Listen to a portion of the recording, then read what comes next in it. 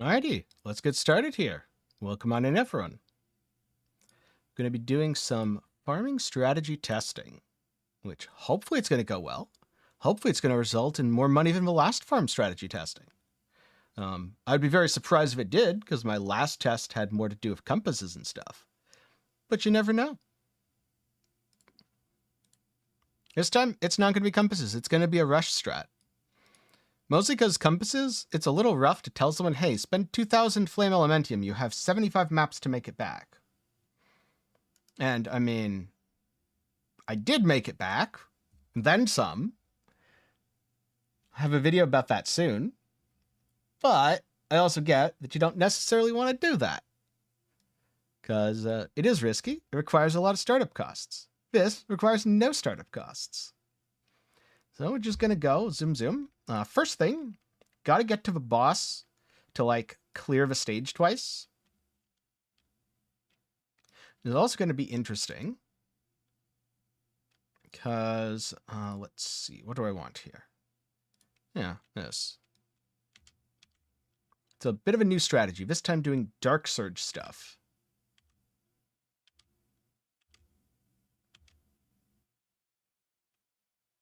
Haven't done a lot of Dark Surge farming recently. Wait, why am I clicking the map like it's a T8? Oh my god, I'm not supposed to be doing that. Oh no. Gotta go faster. Going faster is relative. Spoiler alert, I'm not actually going very much faster. It's alright.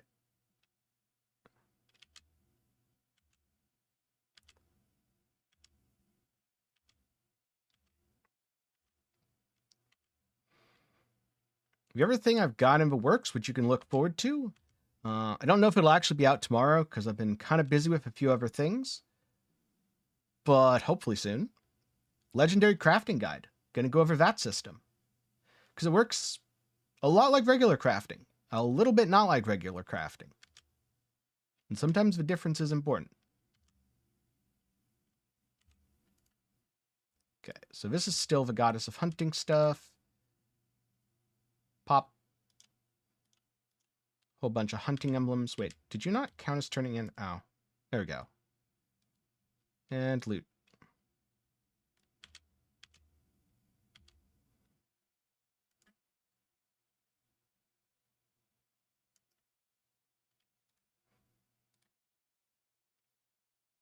Next up.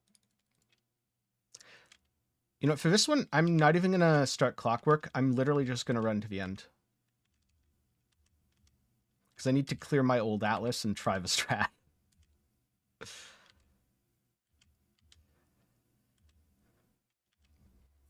I do wish there was a, I don't know, end current stage or something. Wait, is that an FE? Oh my god, it is. Making me backtrack from a Flame Elementium.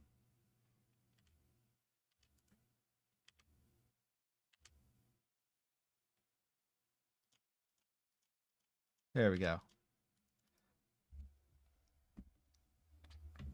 Alright. So, let's go over this a little bit. My current strategy involves farming compasses from bosses, star shards, and winding keys. In terms of loot, energy cores seem to be popping off, so I'm doing energy cores. Are they good? Don't know. Seems to be, though. Then I've got this. This is the whole core of a plan. These are very expensive. These are very expensive. So if you run more maps, you get more of them. Question mark, question mark, question mark, profit. And then last up, this stuff. Literally just for extra loot bonuses. Half of which probably won't apply because I'm a minion build. That's okay, though. Because I'm pretty sure the loot bonus does apply. So that's the plan. That's what I'm going to be doing. No compasses or anything like that. Just gonna go. Alright.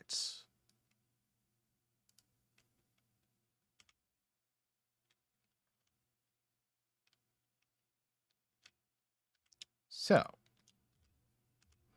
Anything that I kill along the way, I kill along the way. If it isn't along the way, I don't worry about it. Unless it's like a good gear.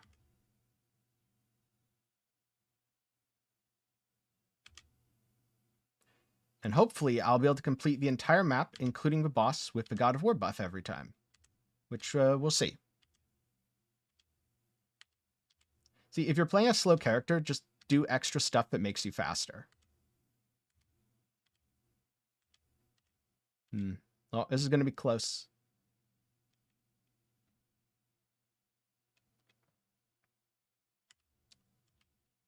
Boss, pop. This, Dark Surge. And no boss. This is probably an FE. Yep. Minion max, yes. Not useful.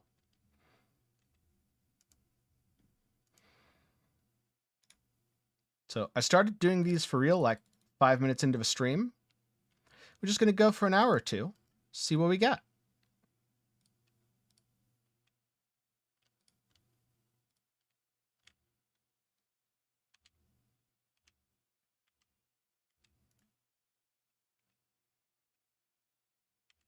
Cool. It's one. This map's a little bit awkward. So I'm just going to go this way. Oh, 2 together. Yes. 2 together. Oh no. I have to go back for VFE. The game keeps trolling me and dropping FE behind me. Cool. I was going to say, this better be... It's not. It's not even an FE. I really need to change that so I'm not trolled.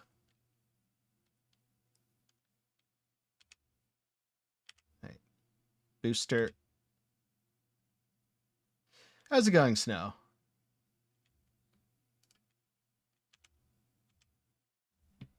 And pop goes the boss. Oh, I didn't quite... Damn it. I need to go back. I didn't kill quite enough enemies. I need one more enemy killed, because you need to proc Dark Surge at least once to try to get the boss. Alright. See, this is why we're learning, why we're testing, why this isn't just my new farming strat. Okay. Dark Surge procced. No boss. Cool. Out we go.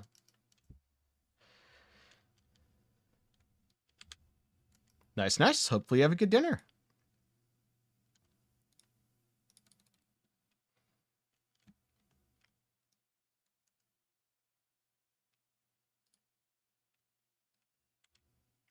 Okay.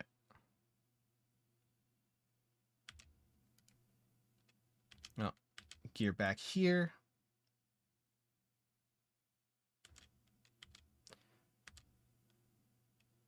Plan is pretty simple. Just kill some stuff.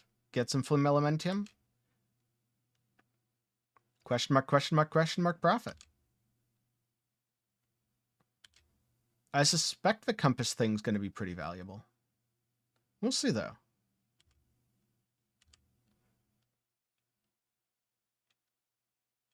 I need to pay just enough attention for Dark Surge.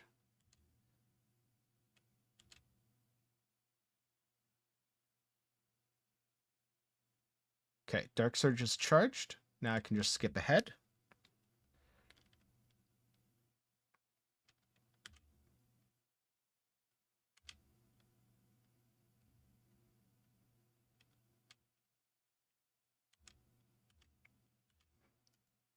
True, FE is profit.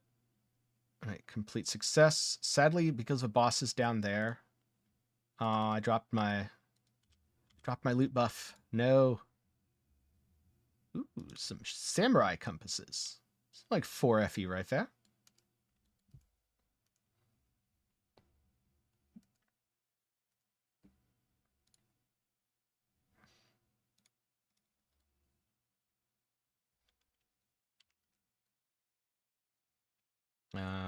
Oh yeah, this one. Easy. Then here we go for Statue of War. Kill a bunch of stuff, get a bunch of buffs. I suspect this is the sort of strat that isn't as consistent as my last one. So it's going to look like I'm not making money, and then I'm going to get like 100 FE drop. And it's going to be like, oh yeah, and here's all the money. All the money that you didn't get for the last 5 maps. Hey, not too much. Just testing a new farming strategy. Don't know how it's going yet. We'll see. You'll be learning alongside me here.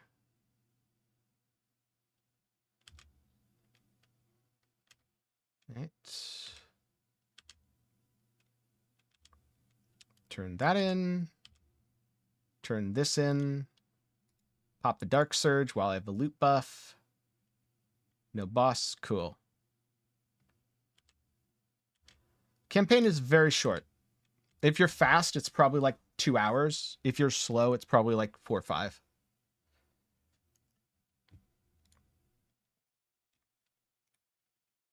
No, look. Additional Emberon course.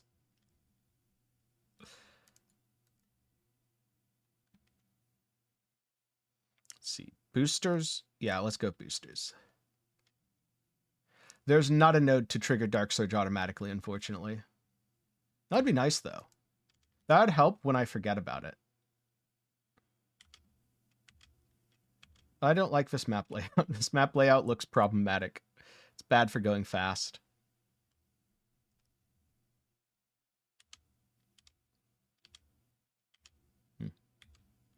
Have you tried recently, Snow? Because if before you found the campaign too long and grindy, it might feel better now.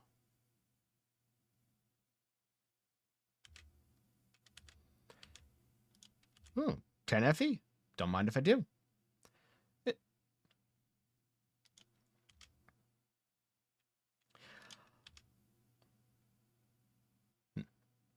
I'm going to be honest, I am not too excited for Last Epoch 1.1. I'm definitely going to play it in the future, but I'm waiting for the big rework for the Monolith of Fate. Till then, I don't know. Might check it out a little later, but not playing today, especially since the server's going to be an absolute mess.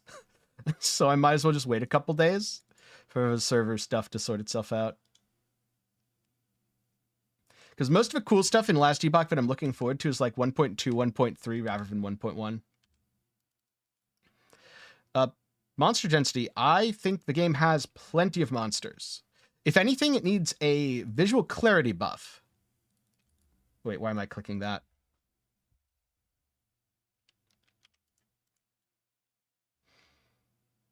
Time extender, rarity +2. No, this one.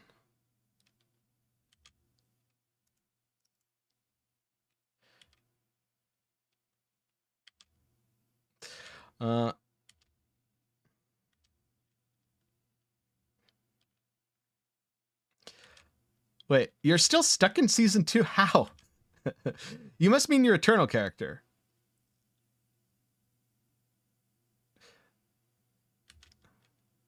The game has changed a lot since season 2, let me tell you. Which makes sense. We're on season 7 now. As for games feeling like ARPGs or not, of the list you gave me there, Dan, I would say 2 of those count as ARPGs, and one of them counts as, I don't even know what, a very bad video game. And I'm talking there about Hero Siege, which I tried it when Hero Siege 2.0 came out. Good God. Awful experience. Have no desire to give that another shot, even if people say they fixed it. And hey, Alex. Yeah, it has been a while. It's been like, I don't know, 20 minutes.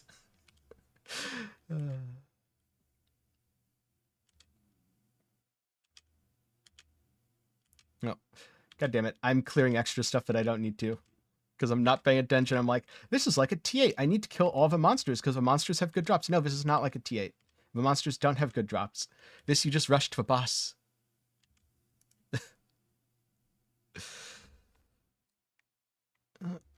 Oh, look. Extra loot. Good old loot proc.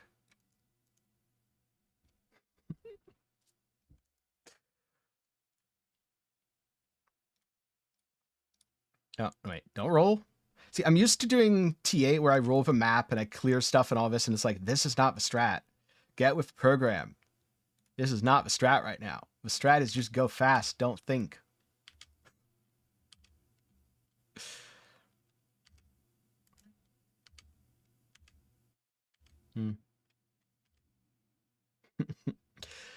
If Hero Siege tried to sponsor me, I would turn it down. because shortly after I did my video on the game, I found out some very unfortunate things about the dev. So it's safe to say I am never going to be playing that game nor financially supporting it again. And all right, Alex, have a good night. Because I am not a fan of devs being racist on Twitter. I know, controversial take.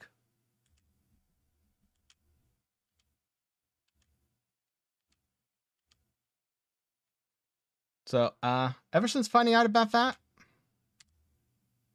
not gonna do it.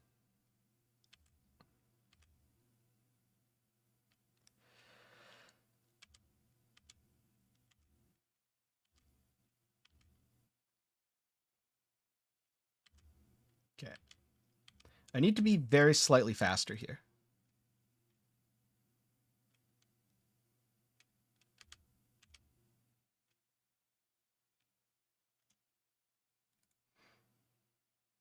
You know, I wonder if I need just slightly more Dark Surge energy gen. It feels like I maybe do. Because I'm pretty sure I should have 2 clicks to try to get the boss. Yeah, I'm not a fan of people being racist publicly either.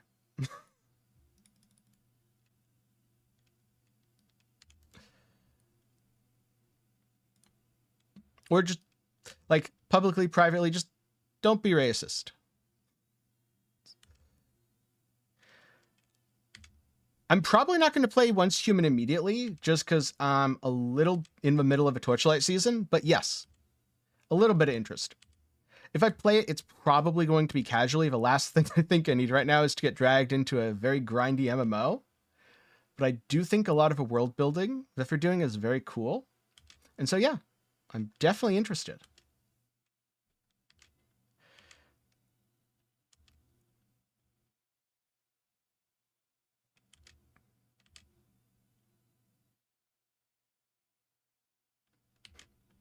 Yeah, you would think, Snow. You would really think.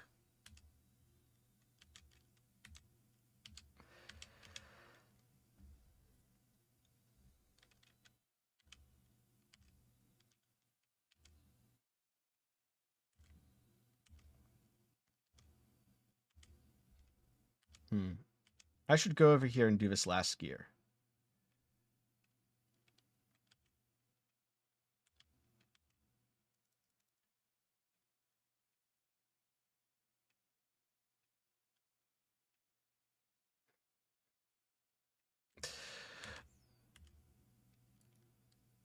I mean, there's also a difference between, like, being a kid and saying some stuff or being young and saying some stuff and going out of your way on a public platform where there's no need or reason or anything and there's a record of it forever, and being racist. Like, why? At least, at the very least, have the decency to not share the fact that you're a piece of shit. Keep it to yourself. Which, to be clear, I'm not saying makes it better at all. I'm just saying, don't share with the class.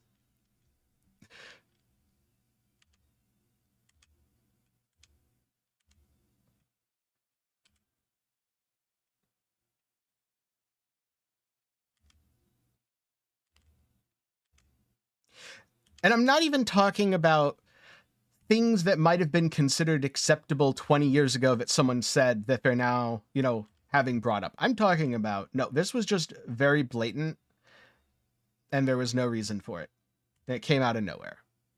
Like, just don't do that stuff. Yeah.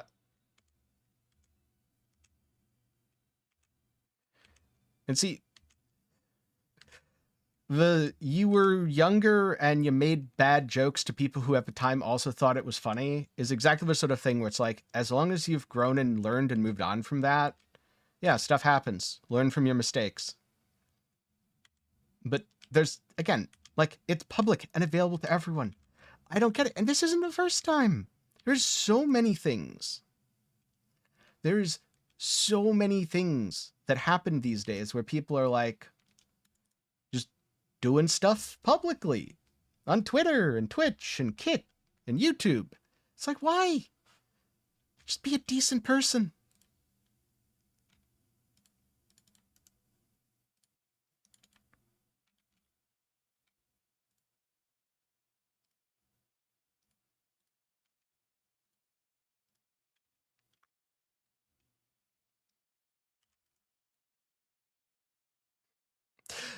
Yeah, exactly, Snow. 100%. It's like, why? There's no reason.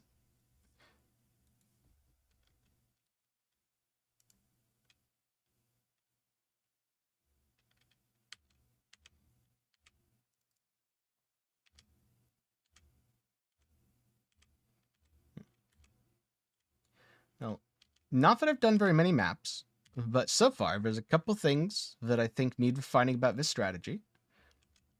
That said, I'm going to be waiting a little bit because this is not a super consistent strategy. So it could be that I get very little to no money and then I get a lot of money.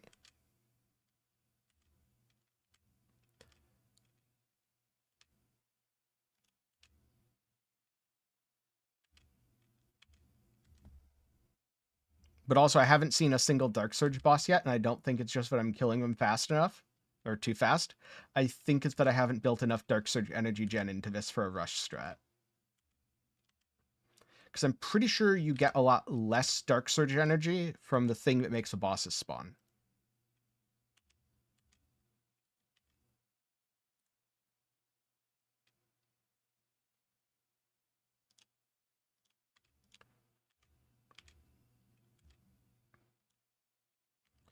But also, it's been so long since I did anything with Dark Surge that I could just be misremembering the mechanics, which is why we're testing stuff. That's why the title of the stream is Testing Instead of Strategy. Actually, how much FE have I gotten so far? 45. Let's see. I feel like the booster was probably better there, actually.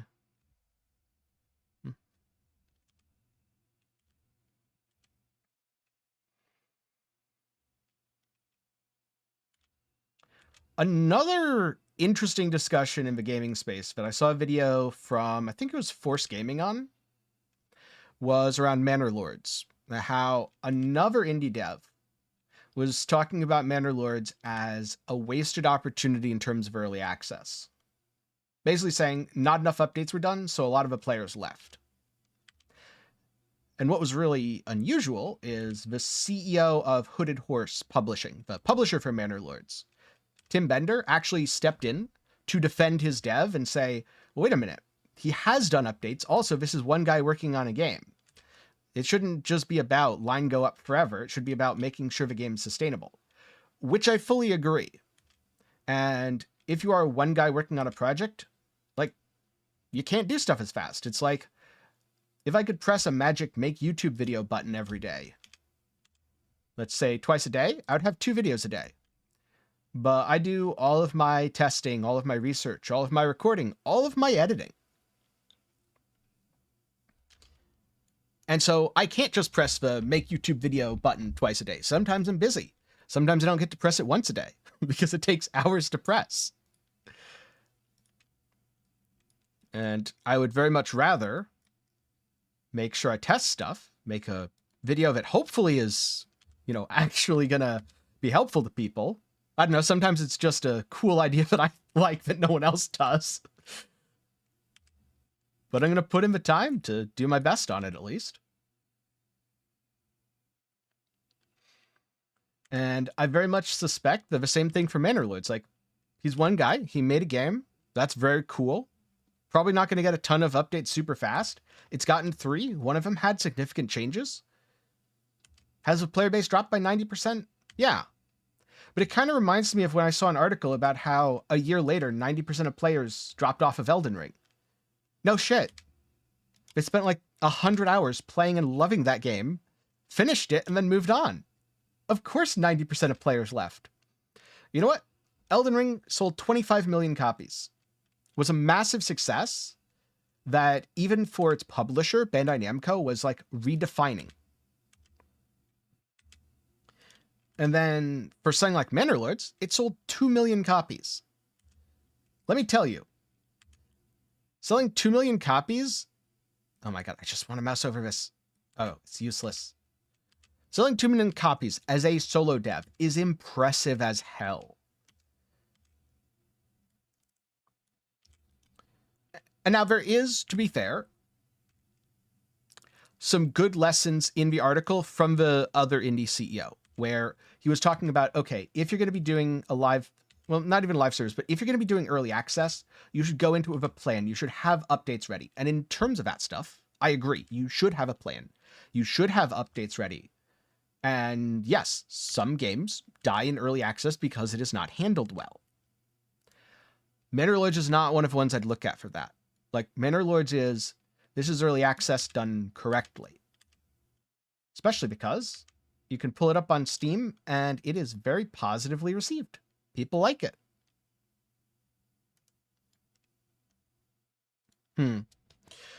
So the reason I say you should have updates ready and why he's correct on that is after you release something into early access, you're going to always need to spend more time than you planned on bug fixes and balance changes. So if you have 1 or 2 updates ready, then you can go into it and focus your time on the bug fixes and the balancing, but then still come out with content updates. I don't think they have to be super big or major. I do think, yeah, you have to have something ready just to give yourself time to do what's best for the players and also best for yourself. For remaining time, okay, no, not that. See, keeping it under 10 seconds, way too hard. And let's see, a question from chat. First time going through the game, you're playing Charge Kong level 90, doing the T7 questline. Oh, not a question at all. How do you transition from Voyagers to good gear? How do you choose what's better? Are you talking defensively or in terms of damage?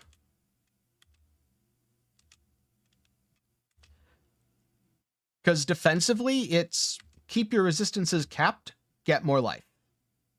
Defenses, very, very easy. In terms of damage, unfortunately, it's really hard because while there is a target dummy and you can use that for some testing, it's also inconsistent. So usually what I'll do is I'll pick an illusion dimension, the Hunter Trial, and go, okay, I can clear this one reasonably in this amount of time. I'm going to try to increase one of my stats, and I'm going to test again. And you see, all right, is it better? If it's better, cool. You've increased your damage. If it's worse, you go back to the old thing.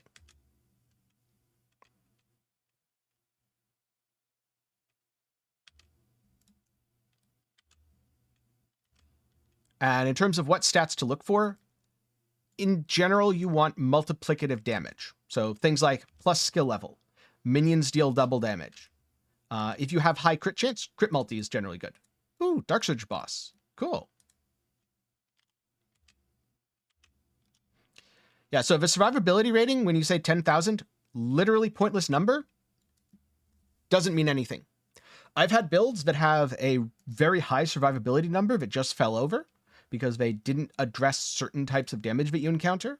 And I've had others with absurdly low numbers that just face tank everything.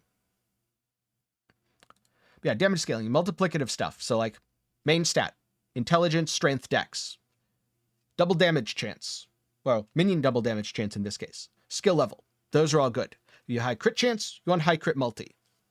If you don't have high crit chance, start getting some high crit chance.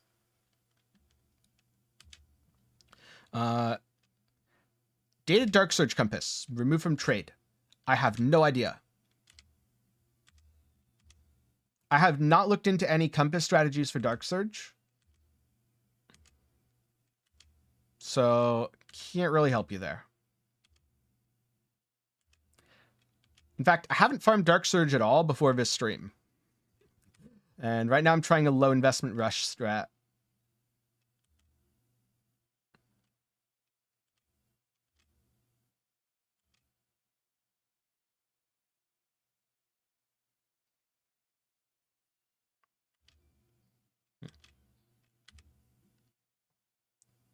Oh, don't walk into that.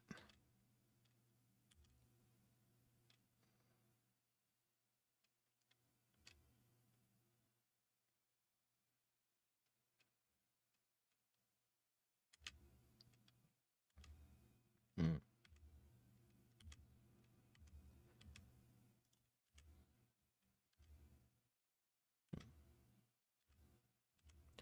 I do have a Discord, but I will warn you ahead of time. I tend to be pretty busy, so I don't always get to check the channels daily.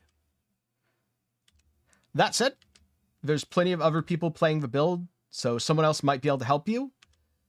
The Discord should be linked down below the stream. And Jason, thank you for the resubscription. That is 8 months. Welcome back.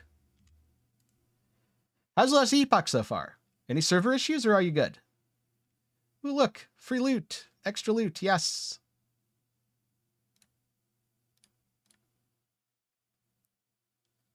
Own 1 stack of Tenacity Blessing. That one seems useful. Pop goes boss.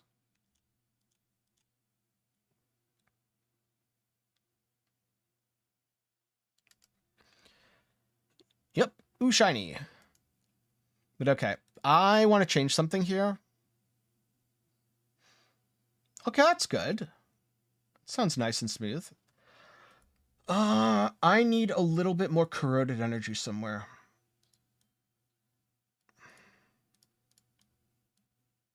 So, like, I want to fill out a couple of these.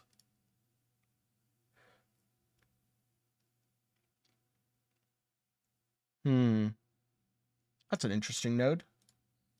So I need like 3 points. Have the compass drops even been that good so far? They don't feel very relevant so far. Not that I've done a ton of maps. You can see kind of how many maps I've done based on the winding keys.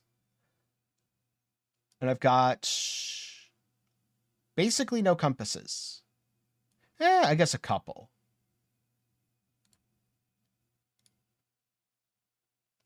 Let's see. Any of these actually valuable compasses, though?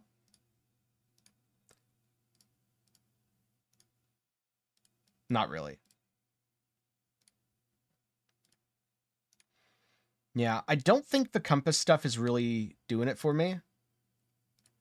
All right. So I guess I'll use these. I probably shouldn't use those winding keys, but I'm going to if I need to. 29 points. Yeah, I definitely need to respec some of these. 1, 2, 3, 4, 5, 6, 7, 8, 9, 10, 11, 12. Oh, yeah, I need to use a couple winding compasses.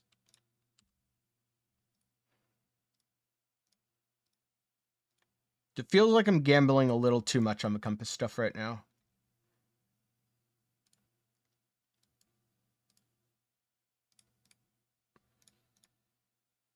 Okay. So first up, this is just 10% into 10%. I don't really need to consume half energy, and I don't really need it to flood. So if I do this, 4, 5, 6. I think that should be enough. And now I am going to get some flame sand stuff. Just because I really like how consistent this is. Oh, can I get 2 more points somewhere? Because getting rare gear into flame sand would be very good.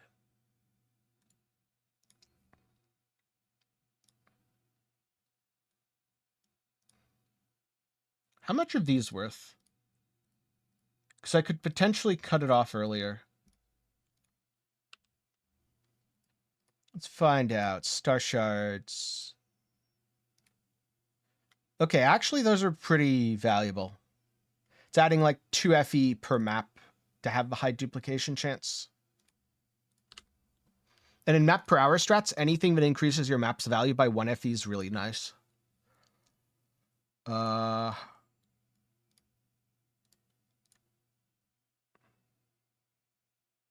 I'm using one of the default drop filters.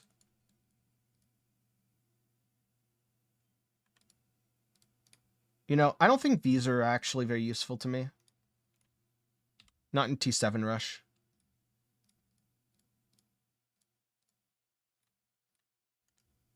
So that's where we'll get for points.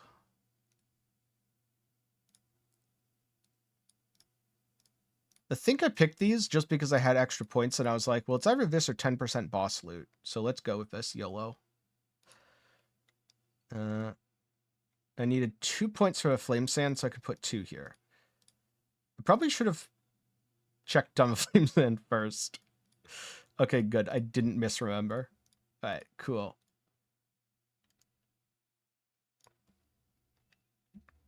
One of these days, I should get my last 2 points. I'm too short on the star talents. It's just bosses. I just have to go do... I think a turn is one of them. I forget which bosses I haven't done. Static life bars for Pinnacle and Act bosses. Path of Exile. Nice. And yeah, no problem. Hopefully your day goes well.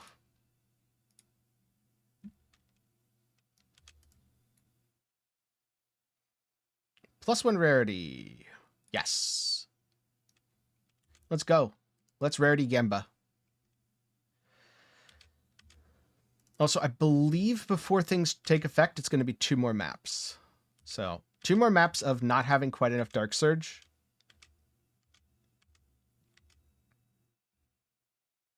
It's really nice when the gears are exactly next to each other. Oh, rarity up. No, god damn it. It dropped the good thing over here.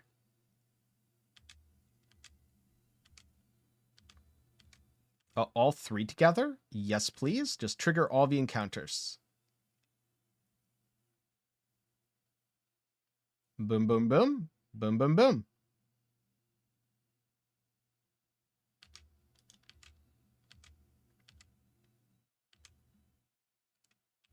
Yep, and get the loot buff on the boss.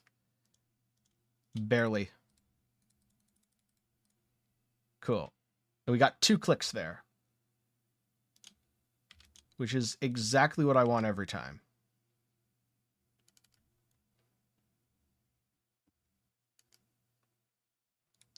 And if you're wondering, why do I want exactly 2 every time? Because I've decided that's the number of clicks on Dark Surge that I'm going to test.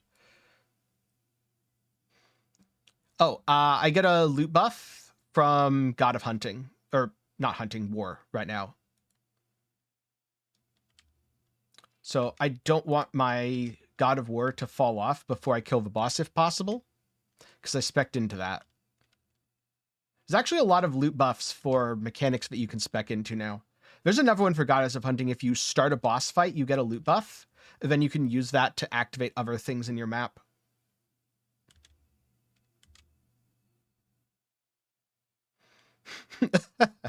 Yeah, PoE players going doom and gloom via spoilers and a reveal. Name a more iconic duo. Or maybe it's try not to doomer challenge, difficulty mode impossible. I've never gotten that for not just PoE, but any game. Like, just chill. See how it is. And if it's actually bad once you play it, okay, it's bad. But you know what? A lot of the time, it's not going to be bad. In fact, it's going to be quite good.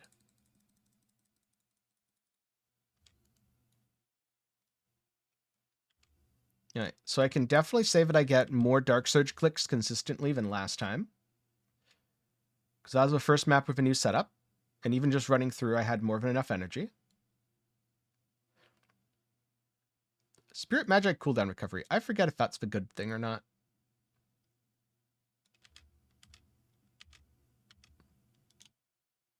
There was a little bit of loot over here. That's handy.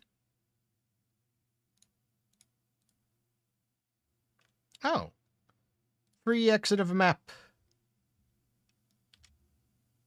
Pop. Wow, really? Had to hit her a 3rd time. Damn, my DPS must have gotten nerfed. Ooh, I think Escaping the Magic Eyes sells right now. If you're wondering, why am I doing this and checking manually? Because I'm too lazy to set up a proper loot filter. I haven't found a good one to yoink.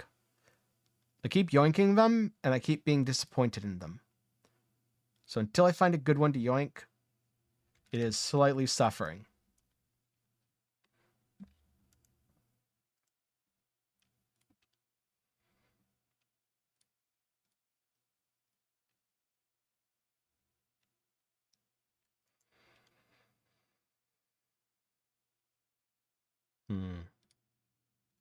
Definitely this. Let's go. Statue of War. Do you have a voucher? No, stop trying to kill me.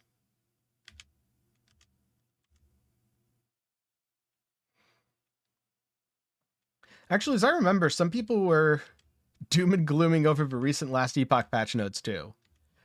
Admittedly, I didn't read them very carefully because I wasn't really planning to play 1.1 because most of the stuff I'm looking forward to in the game is coming later. But I didn't see anything that was actually worth doom and glooming over. It's a good old... Are it changes? Yeah. Is it going to shake up the meta? Yeah, absolutely. Are things getting nerfed? Yeah.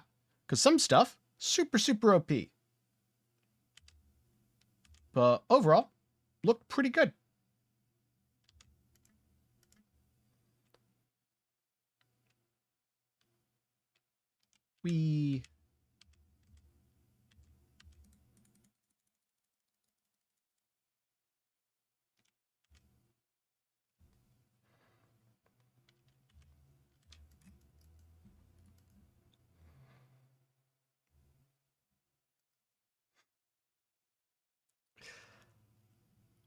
Yeah, the word retention changes. Also, Warlock in general, I heard people were like, oh, Warlock's dead. I don't think Warlock's actually dead, by the way. Every time you obtain a Cogwheel voucher, you obtain an additional voucher of a random rarity. Vouchers you obtain next time +1, 10% chance to immediately lose the challenge when starting a Cogwheel. Okay. When losing the challenge, you will lose all Cogwheel vouchers. Oh, so when it says Clockwork Roulette, it basically means Russian roulette with your loot. So if I get good things, I want to not complete them, basically. Or not complete more, I should say. Except right now it's giving me a bunch of bad things. Gonna want to pick that up. So let's see if it fails here. It did not. We're getting pretty good. To a point where I think I proc one more. Call it good. Maybe two more. I don't want to push my luck too much. All right, let's see if this is a bridge too far. And I lose everything. Cool. I didn't. I got all the good loot. Now we turn it in. We turn our good loot in. Oh my god. 33 FE. Easy. Easy money.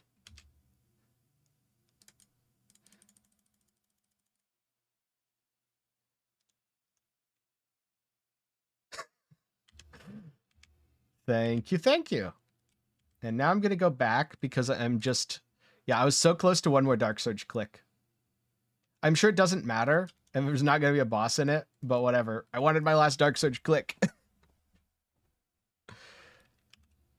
Being able to consistently click Dark Surge twice has definitely increased the fun of a build, or the fun of a strat. Is it profitable? Hard to tell.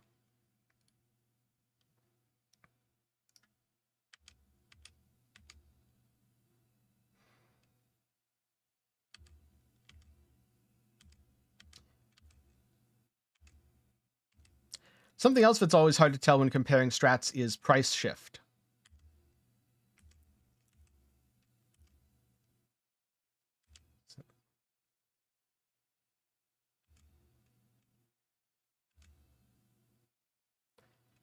The good old, on day 2, something's worth a certain amount. Then on day, 10, it's worth a different amount.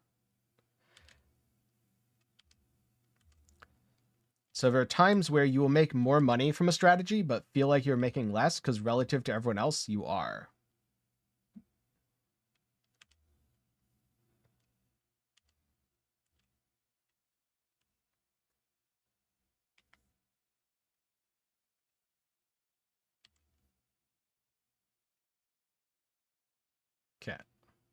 Ooh, easy.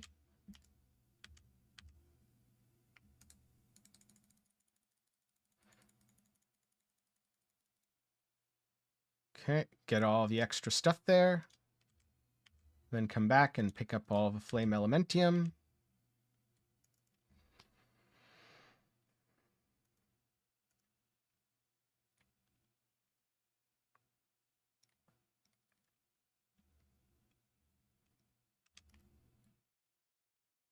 See, plus, oh, another gamble one. Sure, let's get all the cogwheels or just end it immediately. We'll find out which. Good news is it didn't end on the first one. See if it ends on the second one. It did not. The good news is this one, when it ends, it just ends. It doesn't steal all your loot. Oh, and it ended on the third one. Oh well, 12 FE worth.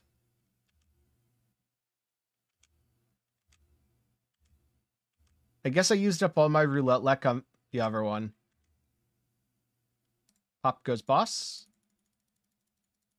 Pop of Dark Surge. End this. Cool.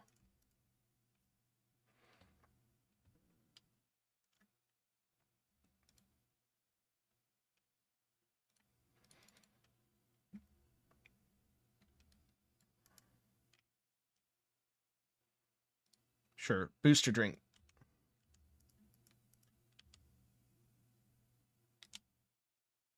Oh, that one was already good.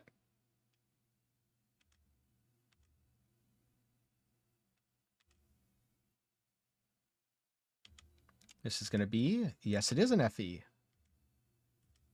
That's a dead end. It's like 12 chaos. Is it the most money in the world? No. Is it nice to find 12 chaos in a little pile? Absolutely.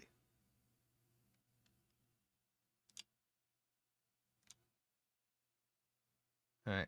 I'm not sure if I can do this in time, but let's try to get the loot buff on everything. I did successfully get the loot buff on everything. Nice.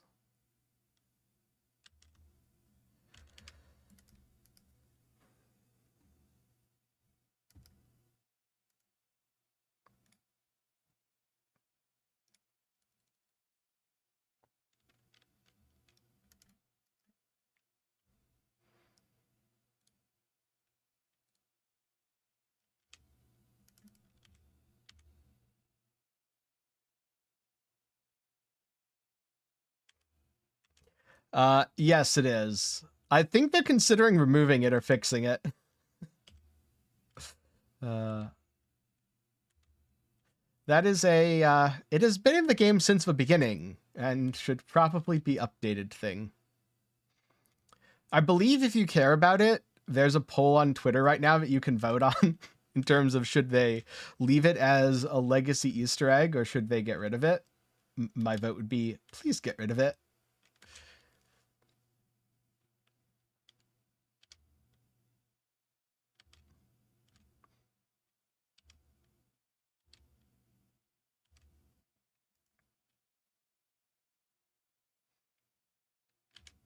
Ooh. Good flame elementium.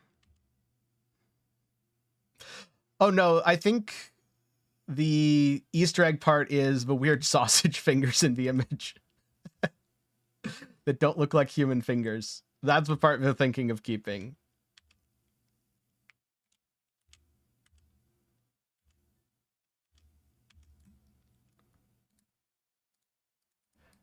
Which is, there's a lot going on in that image, okay? You know, so far, I've only noticed one edict. This is going to be like a 2 edict an hour thing. It's probably because I haven't been counting my maps. When you count your maps, you get more edicts.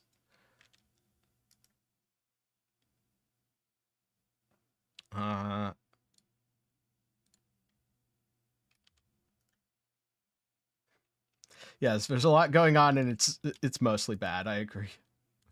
Here's hoping we get nice new artwork that's shiny and pretty. Which, to be fair, when they want artwork to be shiny and pretty, they've done a very good job recently.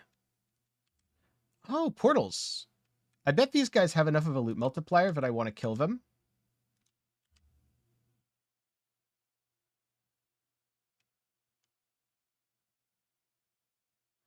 Let's find out by killing them.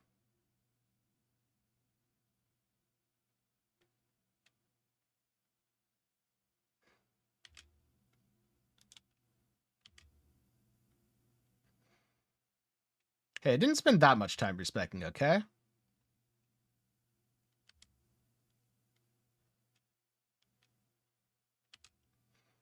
Also, it's for science. Oh. Whoever was standing over here turned into some pretty nice loot, not gonna lie.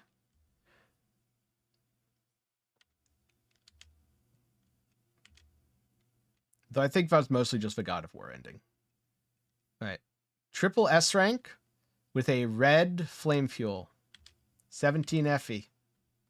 Easy money. Now we turn the boss into some flame fuel as well, like so.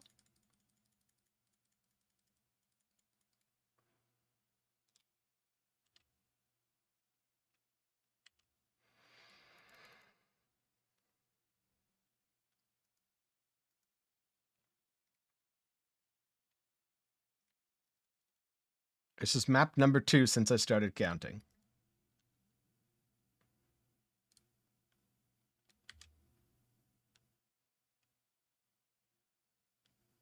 But you know, clearly none of the maps before I started counting happened.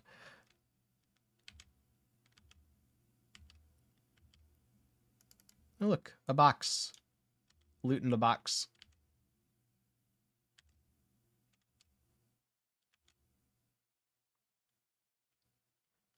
I have not invested any points into extended God of War time yet.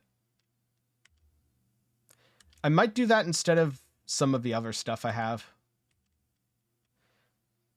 Because about half the time it falls off. Alright, this is the one song on this soundtrack I don't really like.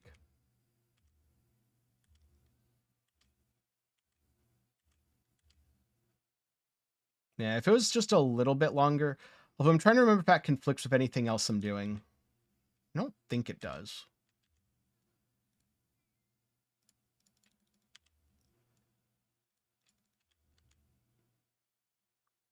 No. We'll find out if it conflicts after this. We'll also have to see where I can take points from.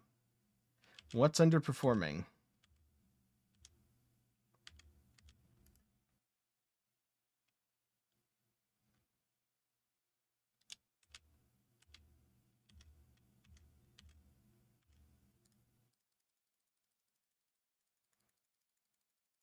Well, look. Actual money from Dark Surge. It's pretty rare.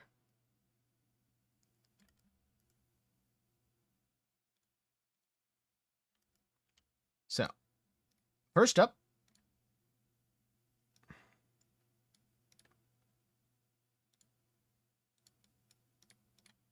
$2.5. That's not a lot for a lot of points, which is unfortunate.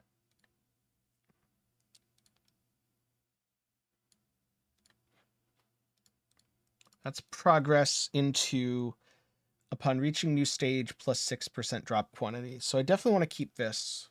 1, 2, 3, 4, 5, 6, 8 points. So I'd probably drop my flame sand stuff.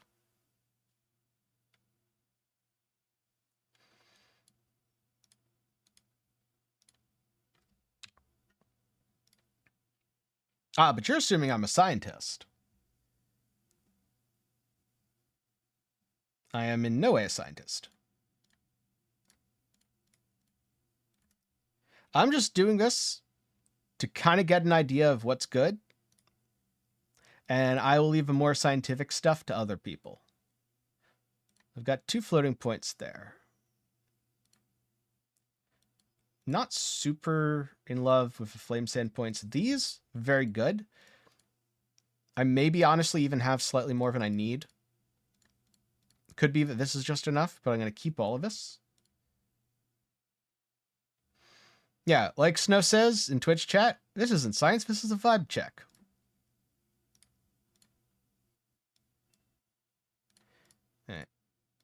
And so far, I like the vibes of the other strategy better. Oh, I don't have enough points to revert. All right. Do I need to buy more? Okay. Like, if I wanted to be super scientific, I also wouldn't be buying stuff with the money and using the keys. This is just to get a rough feel for how stuff's going.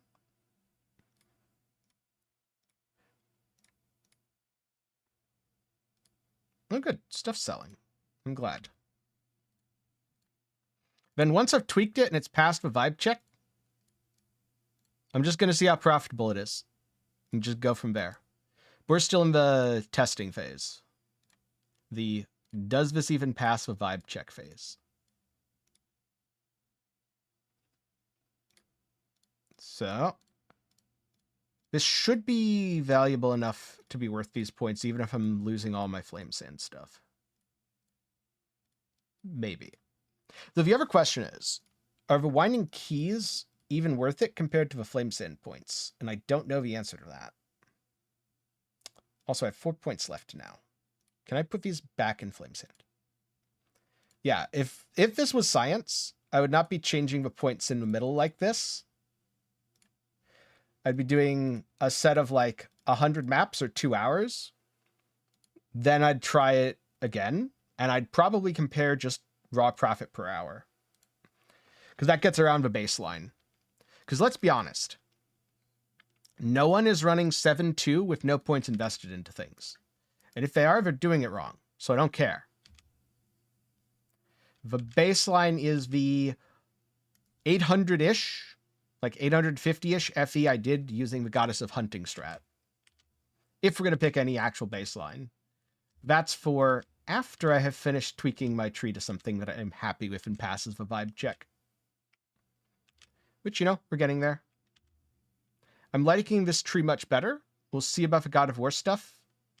Right now, it's still in the short version.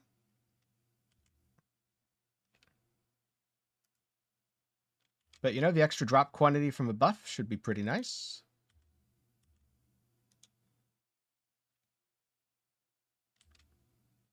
Because, yeah, it runs out just a little too soon. Oh, that time I actually got it to the boss. Nice.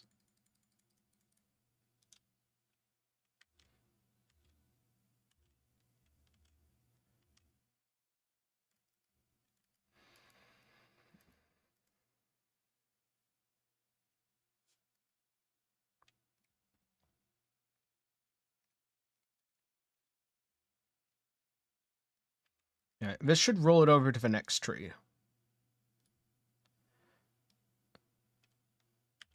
Hey, I am not planning to play Last Epoch for at least the next while.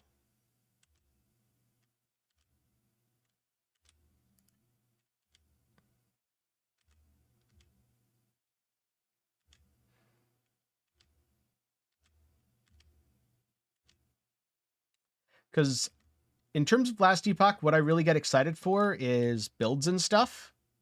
I'm sure there's a couple, but it doesn't sound like there's a lot. It's not like there's 2 entirely new masteries or classes to play, you know?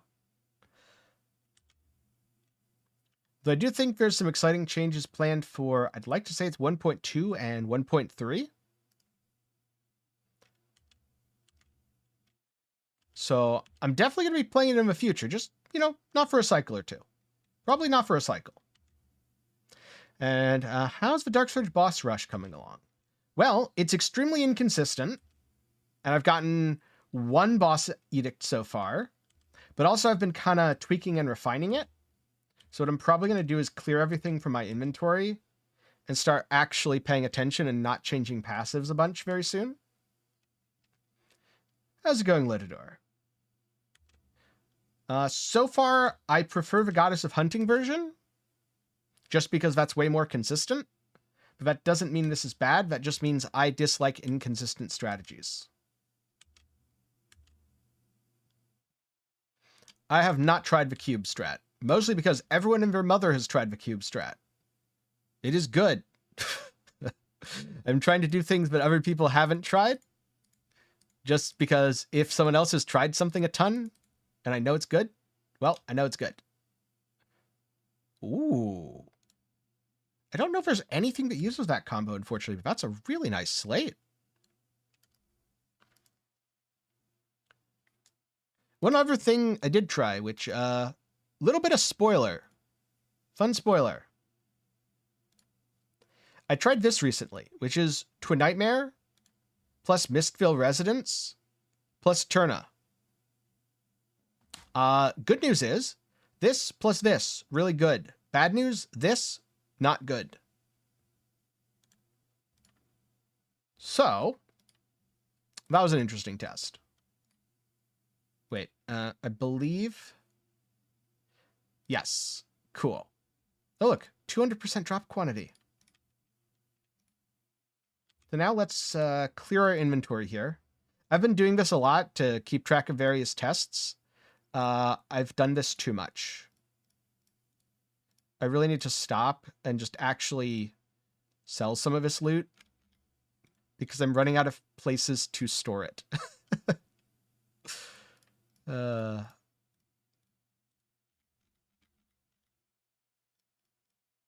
See how much of this I can even transfer. Most of it I can't.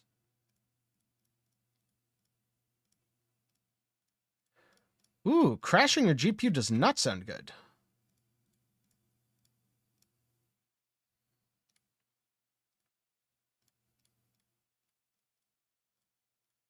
Oh, none of that transferred. I have so much stuff that I need to write down and all that. It's bad. This is what happens when I test farming strategies and want to keep my inventory clean. Oh wait, I can take some of these out now, actually, because I'm not running these anyway. It's literally just these that I need to put away for now. There anything else? Oh right, there's other stuff I'm holding on to too. God damn it. Should probably put some of it up on the trade house. I can take these out. These don't matter if they're not worth enough to even sell.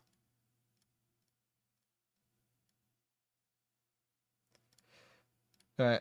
Well, I'm going to call this I've cleaned my inventory enough.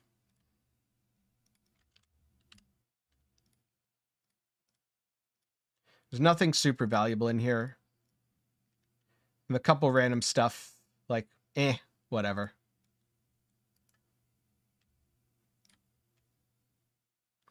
So, let's go.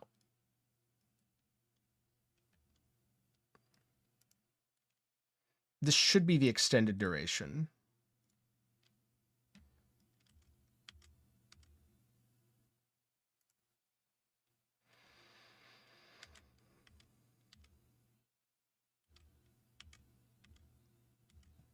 And so the God of War duration should be much easier to manage now. Oh yeah, look at that, 40 seconds.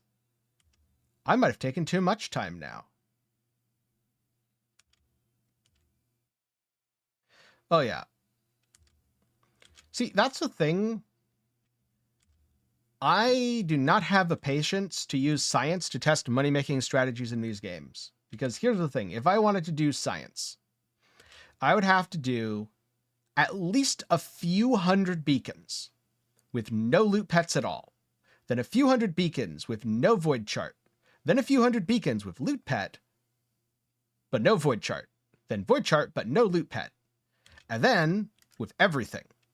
And then I would combine all of that data to tell you mathematically what is the best. Or more accurately, after doing it for like 3 hours, I would get bored and do something else.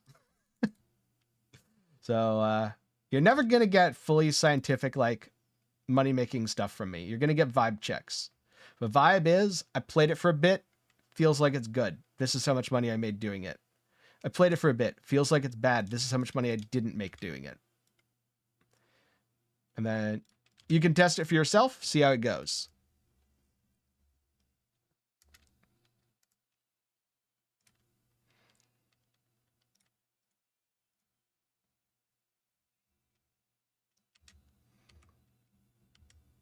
Should definitely activate this. Let's see.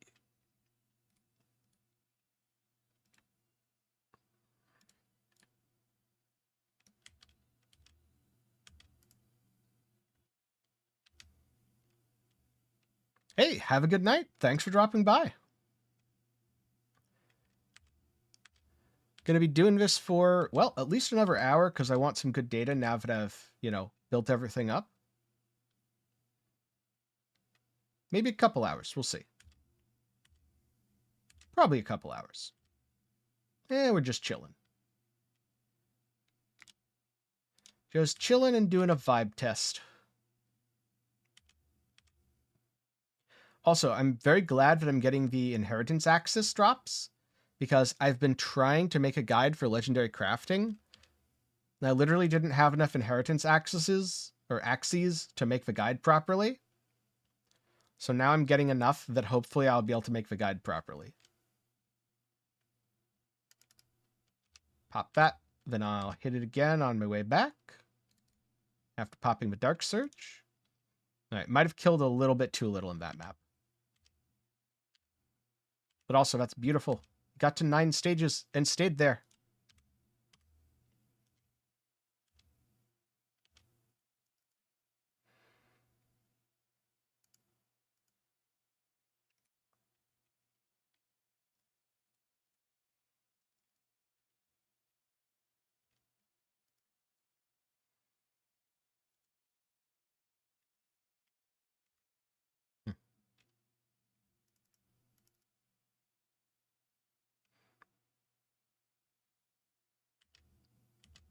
Okay.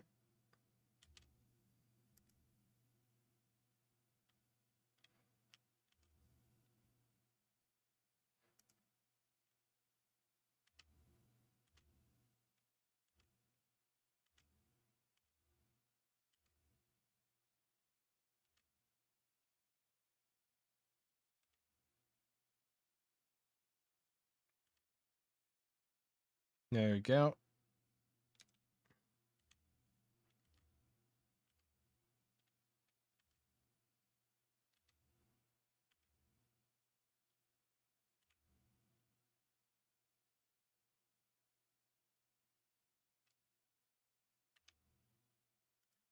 Hit that. Pop the boss. Maybe get another Dark Surge emblem finally.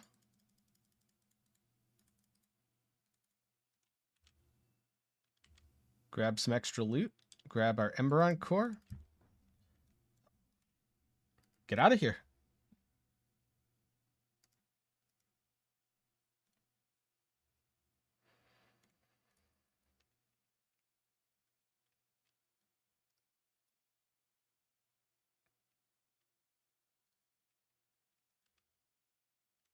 And you know what? I'm just gonna quickly get rid of some of this junk.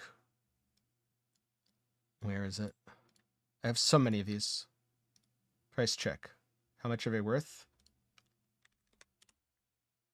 I don't know. Let's try 7. Let's see if I can sell them for 7 FE. That's so little. But also you get so many of them. Do I have more spaces? Yes, I do. One more. I know one more fits there. Does any more fit here? Yes.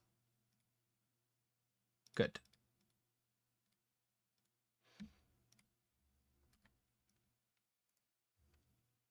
Pretty sure it's impossible to run out of those. I don't know. I've been trying. Hasn't been working.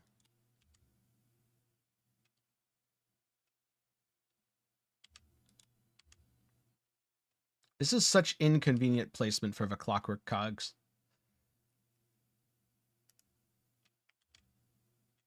That was so unfortunate.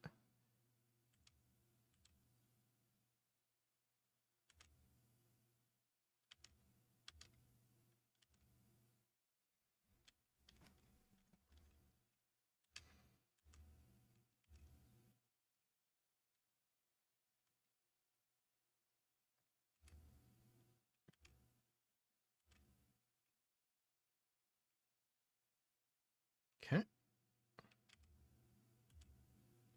And now down here.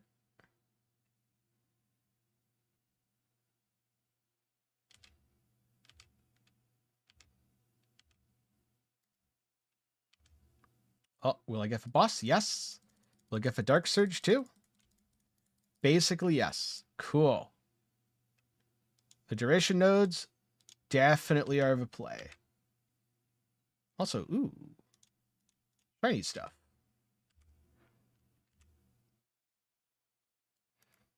Because with a big old two-handed weapon, leap is too slow.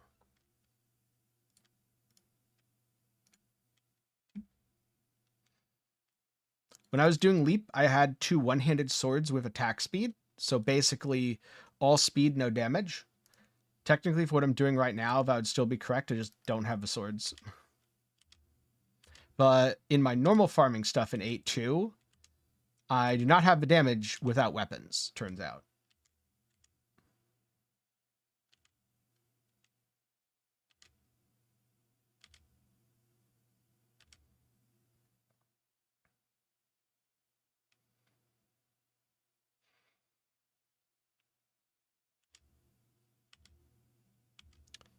So basically, it's not that I wanted to switch, it's that I had to switch.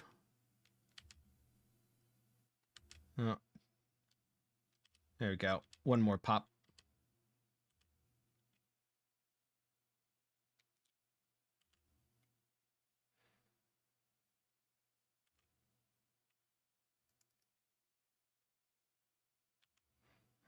I should loot this first before I go down.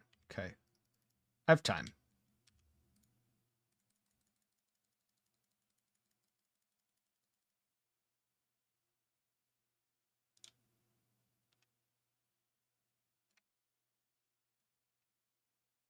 Oh, no loot.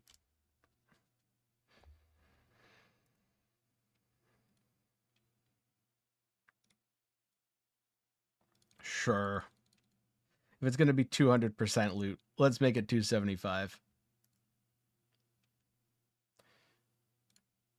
+1 rarity for all. Let's go. Let's go.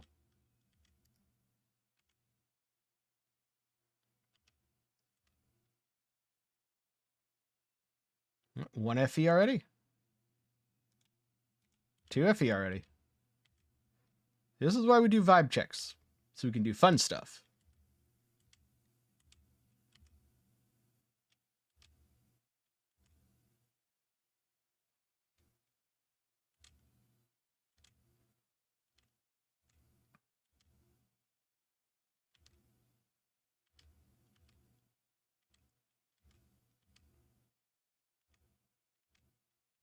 Stuff's mostly exploding. Good.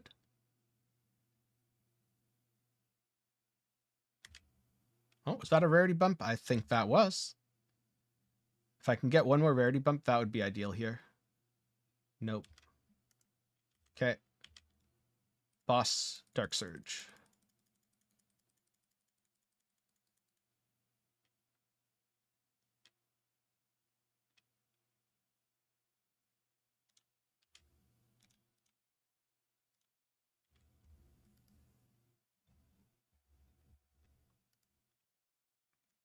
Easy loot. Oh, look, EXP. Yeah, it's going to be relevant. I'm definitely not just going to go to 8.2 and lose it all. I have to say, this is the one thing I don't like. Tried it a bit. It just never really felt worth it. If it was something like remove the one lowest gear every time to increase the rarity of the rest, maybe. But it's not.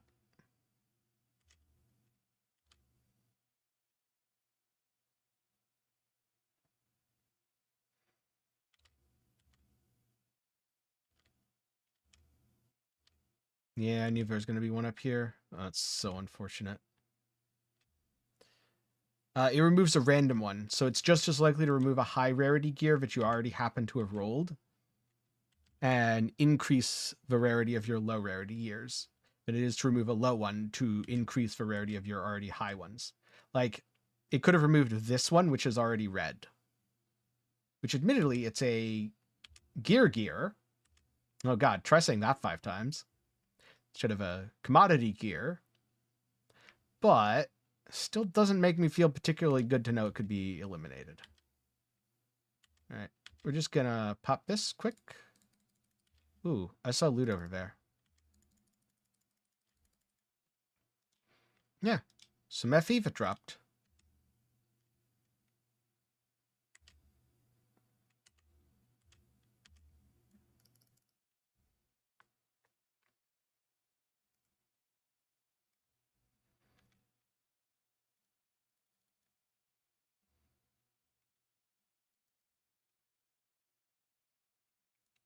Time extender again? Sure.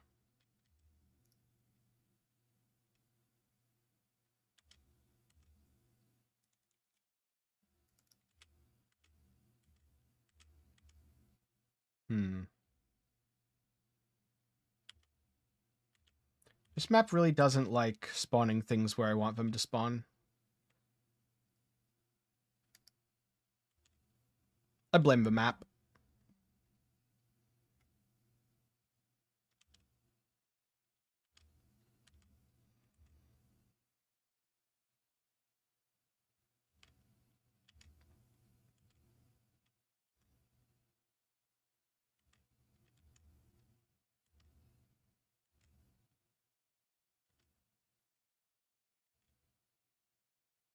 Okay.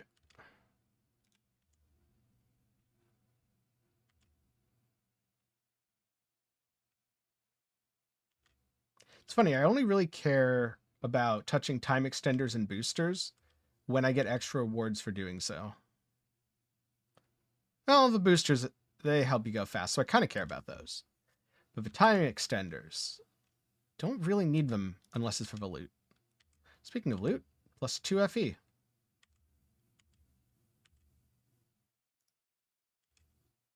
Oh. Whoops. I let my God of War fall off.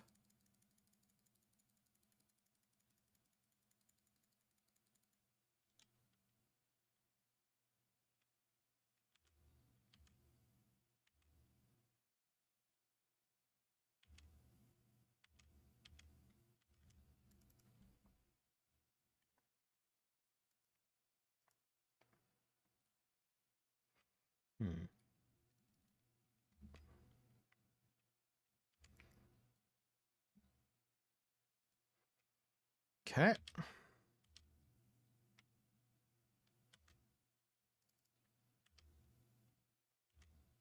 Let's go. I see the gears. I envision the gears in my future. This is the loot that I was imagining.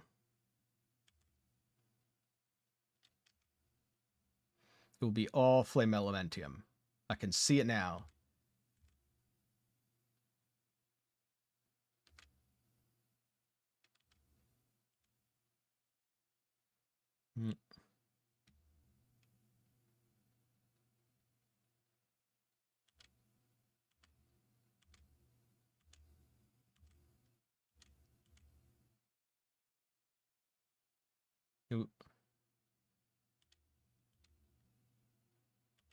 Okay, that's 7 out of 7.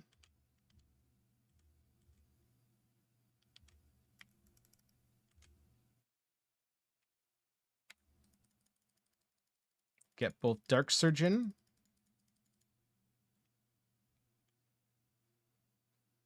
The fastest? Just kill everything? I don't know. That's kind of a weird question. Can you add some context? Because the way to farm anything the fastest is just kill everything. Get a lot of movement speed.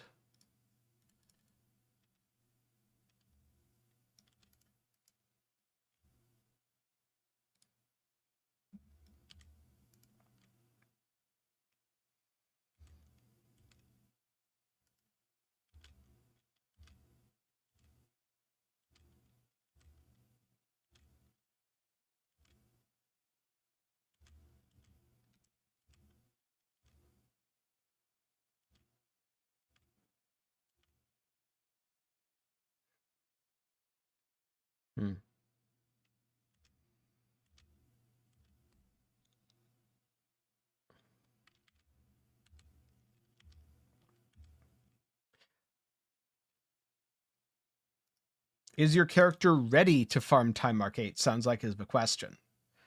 Because to farm Time Mark 8, you need to be able to kill things efficiently, which means you need quite a bit of damage. Depending on if it's 8-0 or like 8-2, the amount of damage you're going to need varies a lot. For 8-0, it's a couple billion. For 8-2, it's up to like 1 trillion.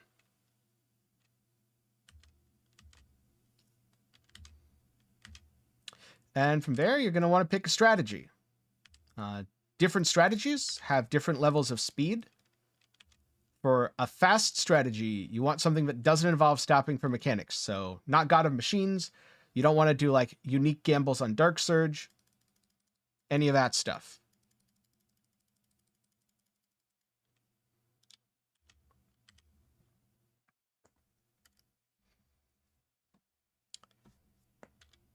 Have I tried farming gear? So speccing into the node that makes legendary sellable. I have not. I did, however, try farming gear from God of Machines to try to get priceless God of Machines bases. After an hour with not a single priceless God of Machines base, I gave up on that. They are quite expensive for a reason, turns out. Let's find one just to see like how much they are now.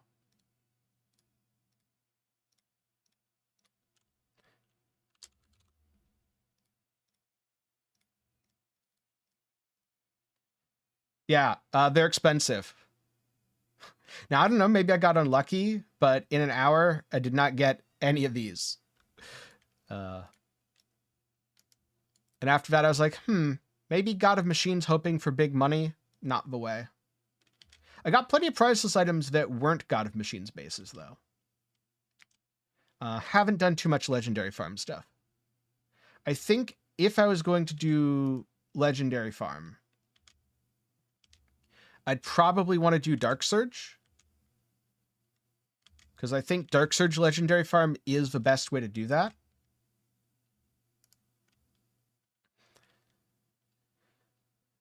I might test it after this. Might not. We'll see. We'll see how I feel. Because the thing is, I'm either going to spend a bunch of money min-maxing this character and test more farming strategies to make more money after that. Or I'm going to call this character done and roll a new build and not test some farming strategies because I have a new character that's now like super weak and can't do all that stuff.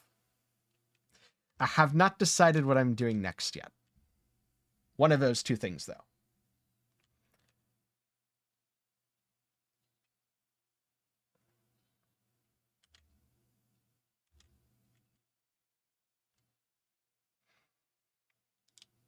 Look, a priceless item. Speaking of priceless farming. If you did 10 time mark 8s with 2 deaths in 10 maps does not sound particularly promising to me. Because the other thing is you're asking about farming them fast, which makes me think when you do time mark 8 right now, you can't just run through and do it quickly. It's slow for you. And if it's slow, you're better off farming time mark 7 faster. Because like I've just been doing this strategy on time mark 7 for 20 minutes. And because I can go through quickly, I've gotten over 100 raw FE and probably another 100 FE and other stuff that I've dropped along the way.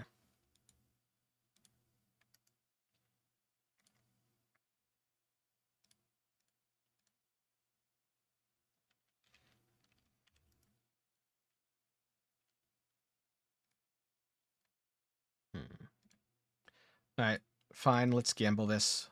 We hope it removes 1. If it removes 2, rip. It did only remove 1. Cool. Okay. It's a good outcome.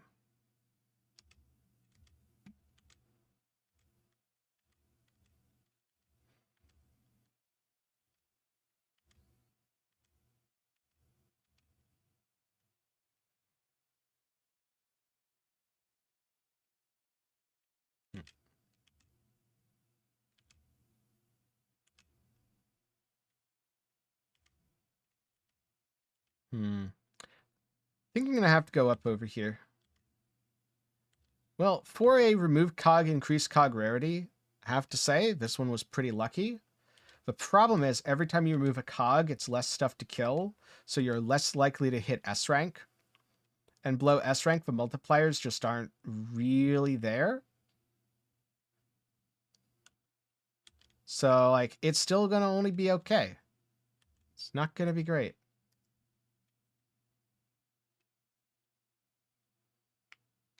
Oh, okay. Ah, I'm stuck. Okay, maybe with 19 FE, that was pretty good.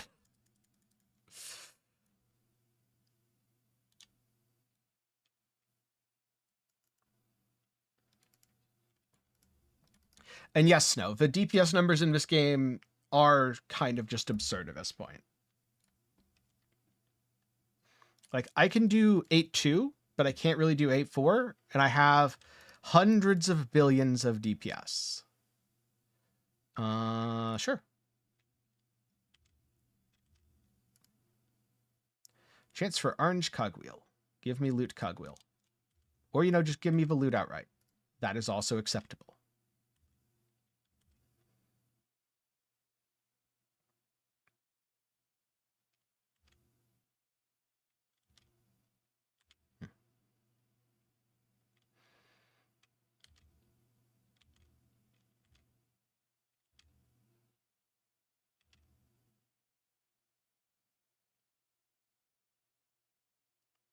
Let's go. The time's actually a little close on this one. Definitely want to turn in, though.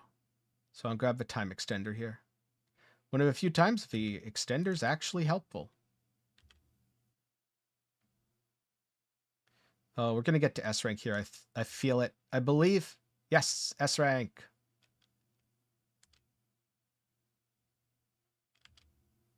S rank is the big loot, or bigger loot.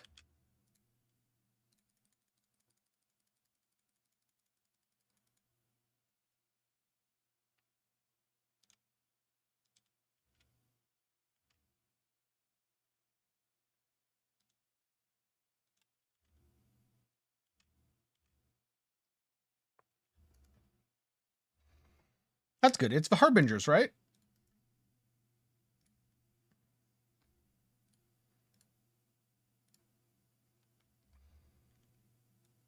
Or is it... Or are the Harbingers the base game thing, and it's the Nemesis?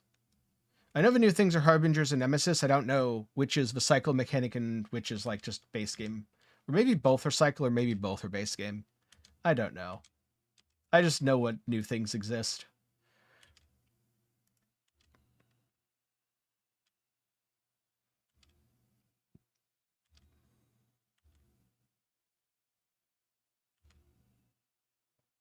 Okay, the Nemesis.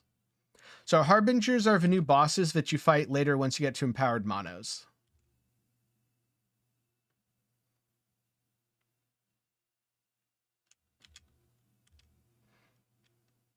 I would have to update the game and load into like standard to see what's there to know which ones are cycle specific.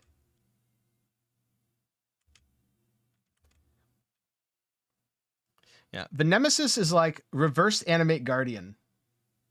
Instead of you putting loot on the animate Guardian and having it fight beside you, you're putting loot on an animate Guardian and having it fight against you.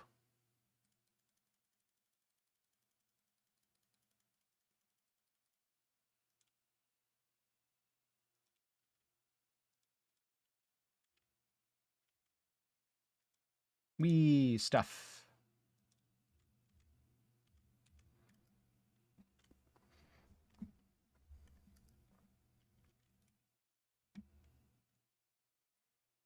Okay.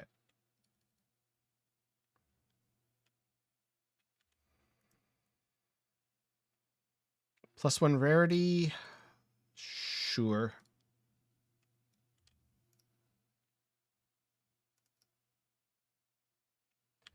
That's pretty neat. Here's a better question. Have you been killed much by the Nemesis yet? Is it difficult or is it easy? And what about in Act 5?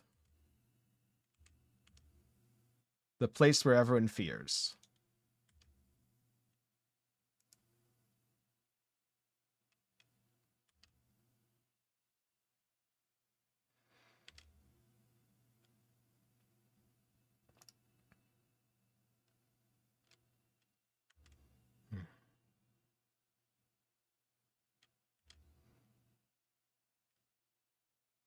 Ooh. Complete success. Pop this.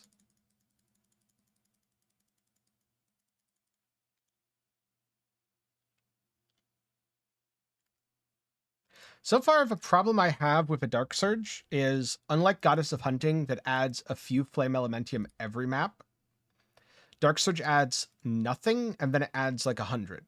And so if you get unlucky, you go a very long time without getting any drops.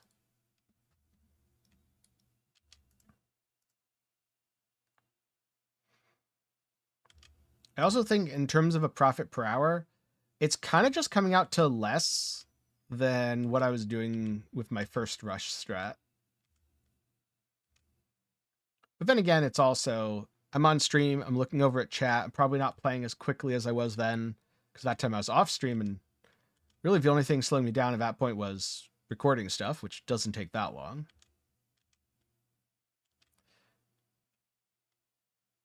But also, I could get a Dark Surge boss next map, and it could drop a familiar Nexus, which is like 300 or 400 FE, which would all of a sudden put it equal, if not ahead. So I don't know.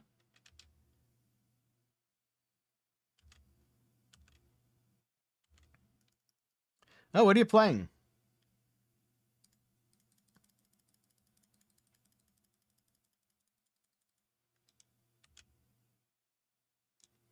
See, when I complain, I just get more FE, so I complain all the time. That's why all streamers complain about stuff.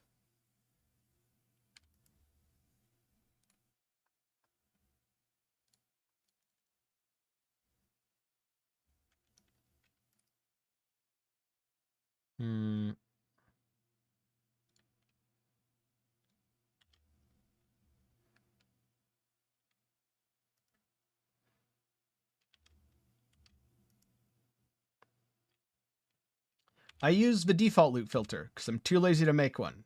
And when I kept stealing them from other people, they were hiding my hero relics and memories.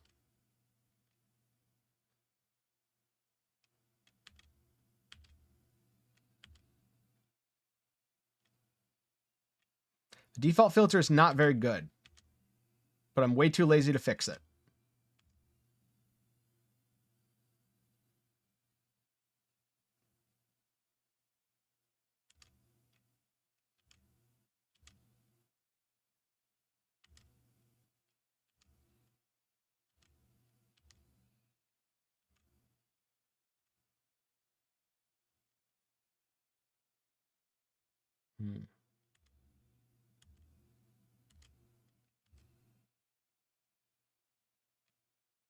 Pop that.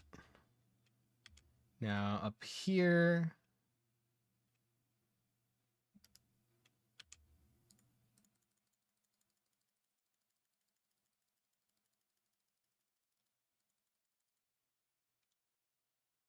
Easy.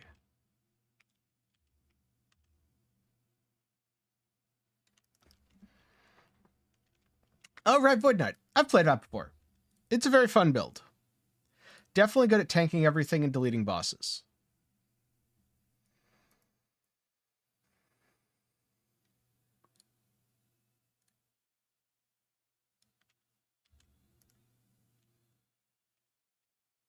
I swap between the mid game and the late game.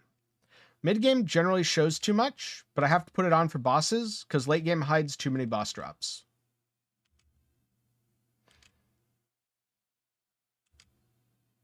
Okay.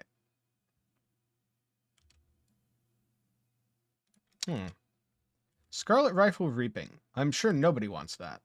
Also, it's so weird to drop a priceless thing in a T7. That's so weird.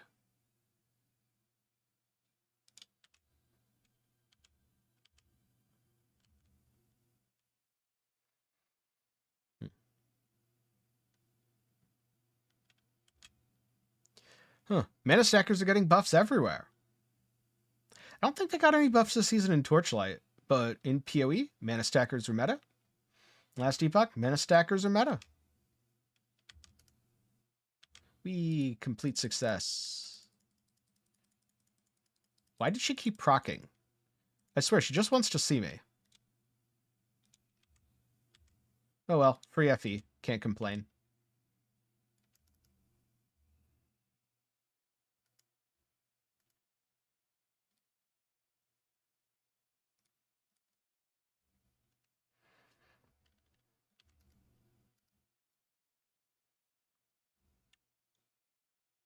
D4 TLI next. Well, I don't think Mana Stacker's really possible in Diablo, so Torchlight.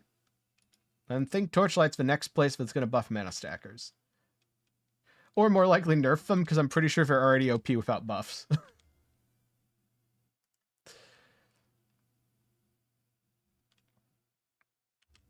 Unless the Spiritborn has a mana stacking archetype.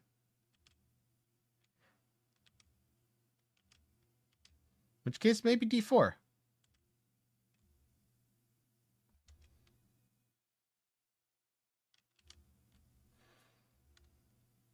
See, this is an example where I only have C rank because it took off 2 vouchers, and it's so not worth. Oh, God. Even a proc. Okay, counting the proc, it was worth. The game just wanted to prove me wrong.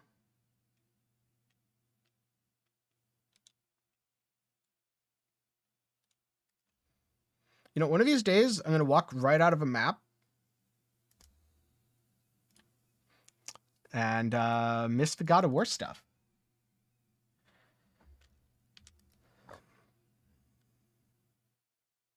Well, yes.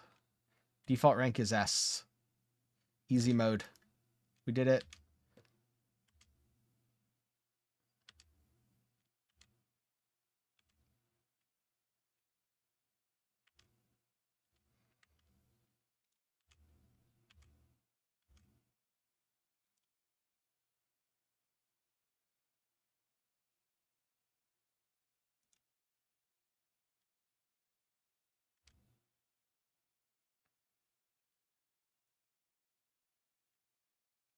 Well, so far so good. One's hit compasses, one's hit currency. Let's get another compass or currency in here. You know, it can even be blue. Sure.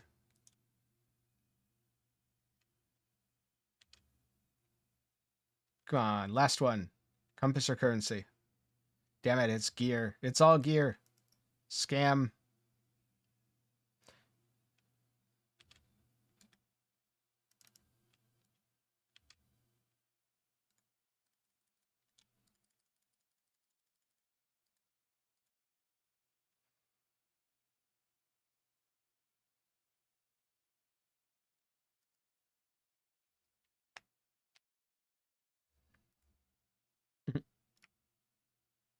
The worst part is it isn't even the good gear. It could at least be the good gear.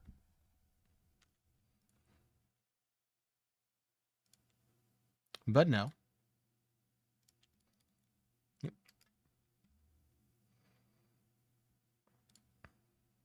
Immediately obtain up to orange, sure.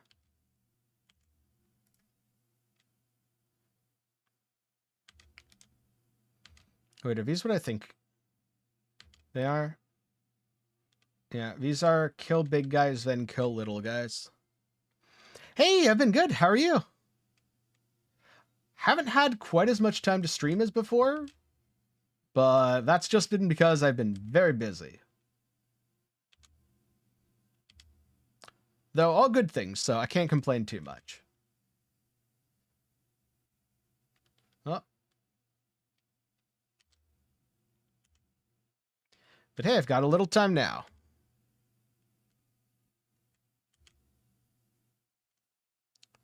Gotta go through here, grab the other orange dot because they are more loot sometimes when they actually decide to give me loot.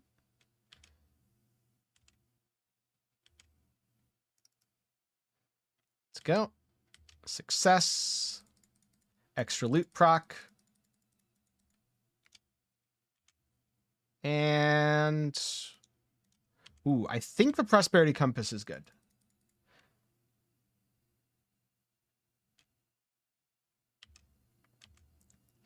Right now, just blasting a little torchlight. Have to say, the season's been really fun. Definitely a lot of good changes.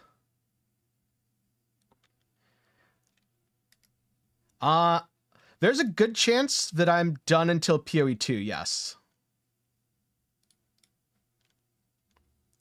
Which I expect it to be sooner. But also, there's been a lot of games that I didn't get to play because I was too busy playing Path of Exile, like Elden Ring. So I finally got to catch up with Elden Ring, which haven't made a ton of content on the game, but oh my god, it was so good to finally sit down and play that. But also, I spent the entire month of June playing that. So yeah. I still need to catch up with Tales of Arise, which I suspect is also going to be an entire month game.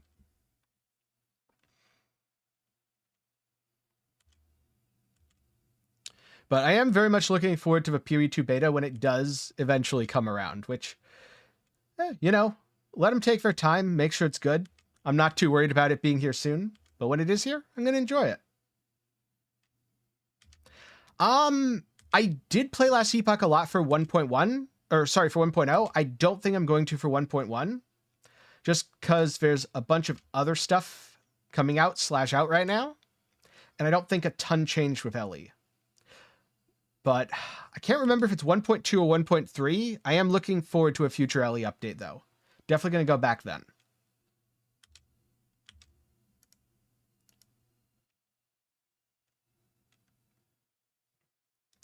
We're kind of reaching this critical mass, or I should say, at least for me personally, I feel like we're reaching this critical mass where I can't keep up with every season of every game.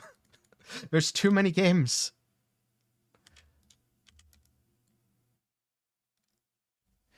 And yeah, I agree 100%. I would rather PoE 2 be good than PoE 2 be soon. You know what? If PoE 2 doesn't come out till 2026, and it's amazing in 2026, I'll wait. There's other games to play. I know the reality of the world, it's not always like that. Sometimes you have to release stuff. Sometimes you have to release stuff too early. But if you can take the time, absolutely do it. 1.3. Okay, 1.3 is what I'm really hyped for in terms of Last Epoch then. Because I'm hyped for the Monolith expansion. You know, speaking of other games that I've been meaning to try, Satisfactory.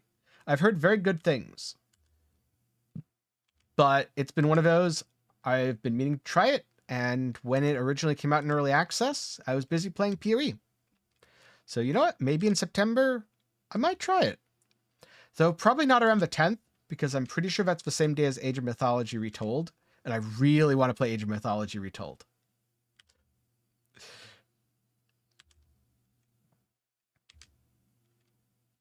You know, I have a couple friends who, they haven't played Satisfactory, but they're really into Factorio.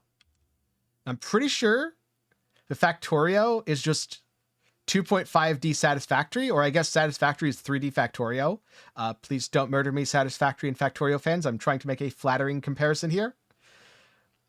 So, they'll probably like it.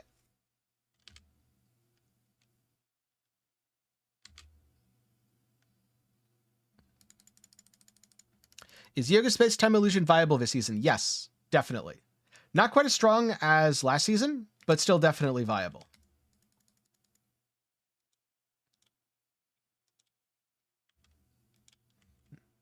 So far, the only games I've played in that genre are... Well, I've played Factorio, and I've played the demo for Foundry. And between the two, I much prefer Factorio to Foundry because it felt like Foundry was trying to copy Factorio, and it didn't feel like as complete of an experience. That said, it was a demo, and I believe the game went into early access. So it's entirely possible that by 1.0, Foundry will be a very good experience.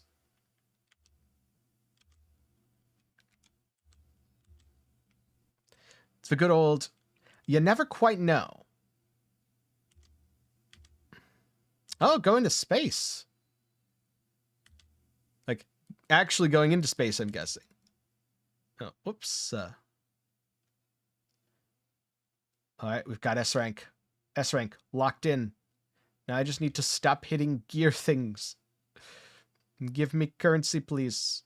Nope, that's not currency. Okay, fine. Don't give me currency. That's okay, too. But maybe this one's currency.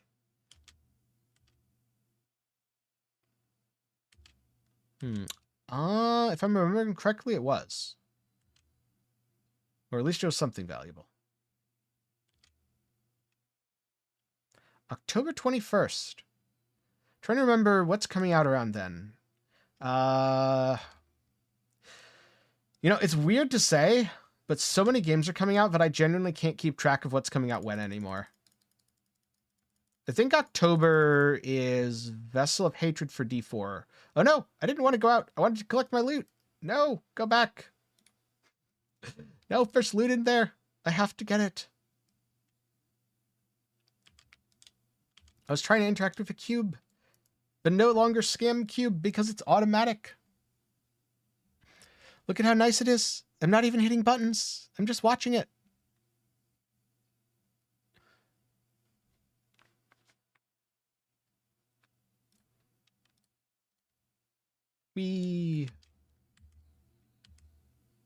Also, 30-ish FE. Horizontal penetrations. Maybe? Do I try for another Dark Surge click? I do not.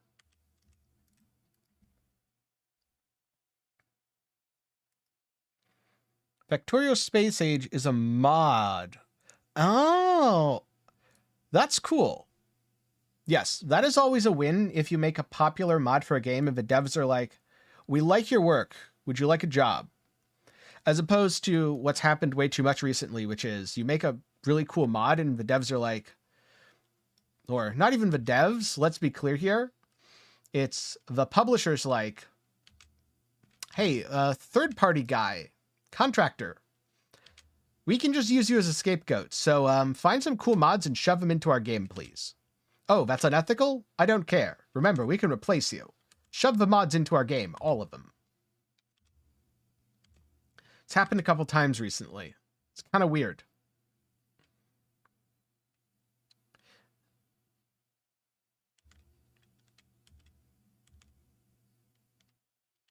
And it always seems to happen with projects that you hear all sorts of bad things about, like, oh, this was a development hell. Bunch of people quit.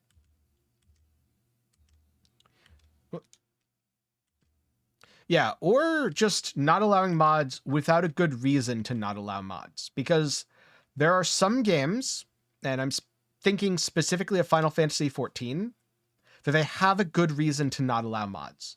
Which is, if they allow mods, it becomes an arms race between the devs and the players, where the players make a mod that trivializes a boss fight, and the devs have to make the boss fights even harder to keep up with the modders. Which then means that the modders trivialize that, which then means the devs have to make the fight even harder. And ultimately what happens is anyone who's not using a mod just can't do the fight anymore. Which is not good. Which is also what was kind of happening for a while with World of Warcraft and weak auras. That weak auras were so good that the fights just got completely insane to the point where without a weak aura, you couldn't do the fight. And in a case like that, I completely understand it. But if your game is a single player game, or like, you know, no online, there's no balancing that you have to worry about, I don't think you ever have to officially support mods as a dev. Like if you're like, I'm a solo dev, I don't really have time to add mod support, it'd be cool if you can make it work, go for it. If there's nothing official, it's totally fine.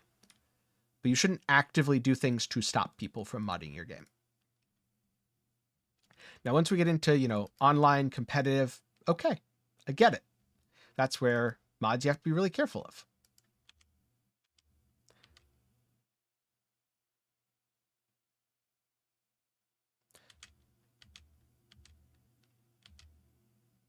Though also, I don't tend to mod too many games, to be honest. I tend to mostly just play the vanilla experiences. Though I have heard that I should replay Elden Ring with Sekiro parries, mostly because everyone's like, Sekiro parry is the best thing ever.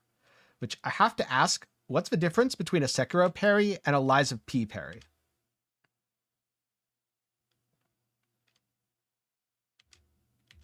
Mostly I ask because I've played Lies of P and I haven't played Sekiro.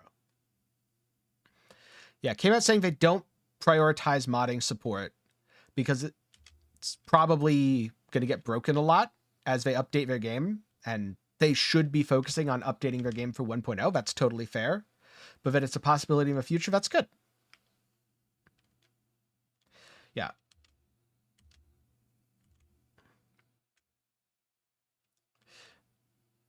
Yeah, the anti-cheats and root level access thing, well, that goes back to the very same ARMS were in terms of mods. Like, anti-cheats need root level access because cheats run at the root level. But then people decided, oh, just running cheats at the root level to dodge anti-cheat isn't enough. We will run cheats on separate hardware to dodge anti-cheat. Which means, realistically, your anti-cheat should be designed around detecting behavior patterns as opposed to around detecting cheating software, because cheaters are constantly trying to find a way around it.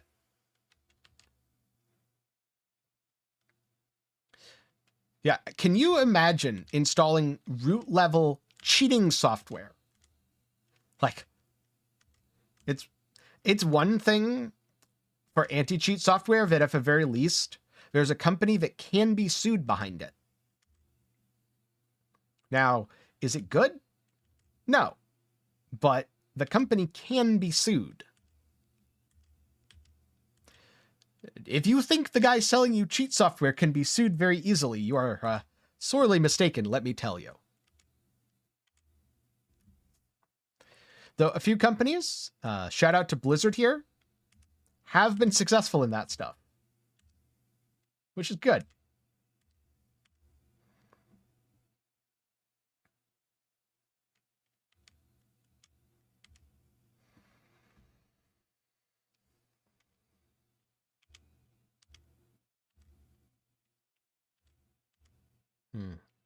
Okay, so I'm well into the triple S. That's good. Oh, look, a Flame Elementium. The whole thing here is just click loot and click loot and click loot. Or not even click, because this happens when you walk near it. Walk near loot. Just walk near all the loot.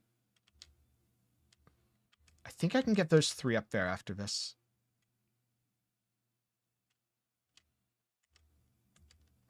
Oh, I'm at 30. Is this going to be a new record for me? I think it is.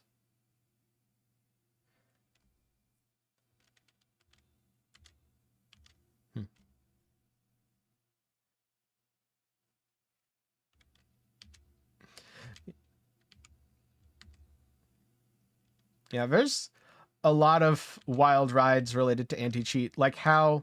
Didn't Riot recently brick a bunch of people's computers by accident, adding their anti-cheat to League of Legends? I think I can do this. We'll find out. Is this too greedy? Yes. Am I doing it anyway? Yes. All right, I can't get one more. No way. And boom. Oh no. Oh no. Okay. I think the League Mechanic pet gives you loot. That wasn't even all of it? Oh no.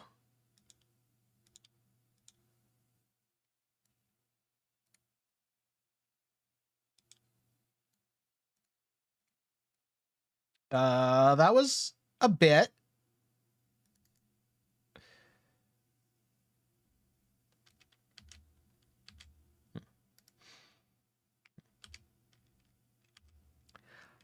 I don't exactly know how many carnivals that I've seen now. I'd like to say every 2 to 3 hours of farming I see one. But that could be a maps per hour thing. Where it's like, I don't know, maybe carnival appears every 50 to 100 maps. I don't actually know the odds. Yes, that was Alice who procced. Which, I have to say, it would be nice if the pets weren't that strong. It'd be nice if I couldn't, you know, put one on versus not have one on and go, huh, can't tell the difference. Luckily, I will say this seasonal mechanic, even without any pets, is very, very rewarding. But you definitely notice a pet.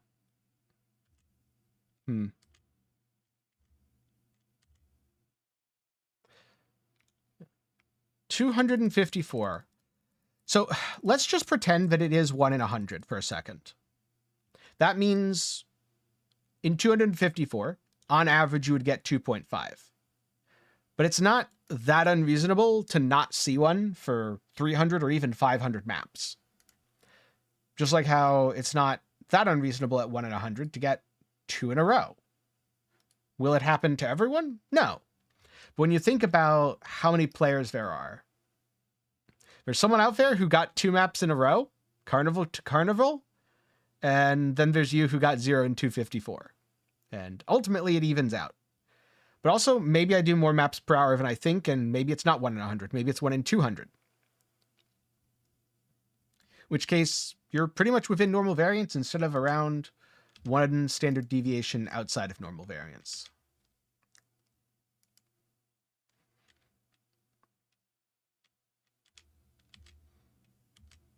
But that's why when I test farming strategies in games and stuff, it's more of a vibe check than science. Because for either of us to have a confident answer on how often, you should be getting a carnival, we'd have to do like 10,000 maps and see how many carnivals we get in 10,000 maps. Because it could be that I've just been lucky. Could be that you've been unlucky. Could be your luck's perfectly average.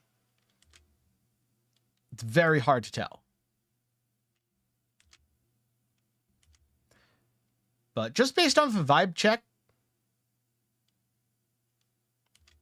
I'd say you're probably going to get one in another 100 maps.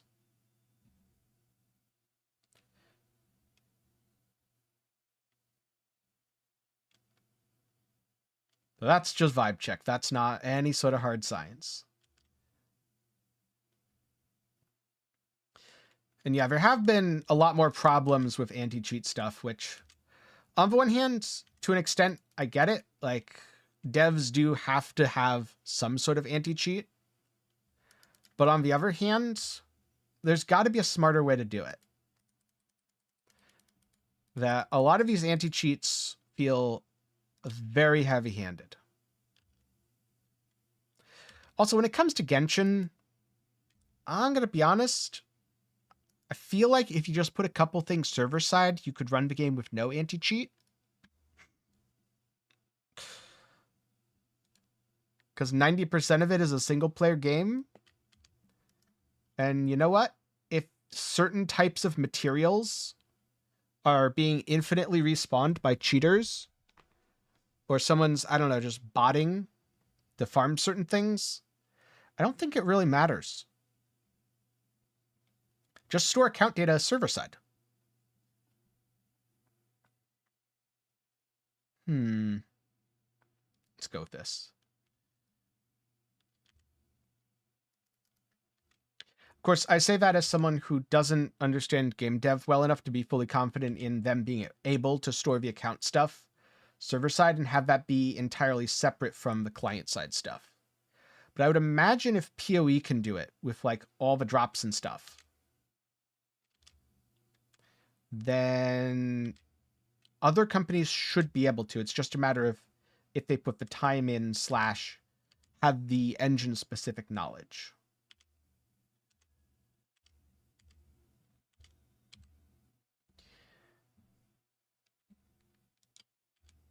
I'll admit, I haven't kept up at all with Genshin or even Star Rail. Mostly just because the energy system annoyed me too much. That's why I haven't tried Zenless Zone Zero. In terms of a lot of the gameplay systems, I'm sure it's a very fun game. I'm also sure that the energy system and the constant, like, you should pull, make me quit within 2 weeks, tops.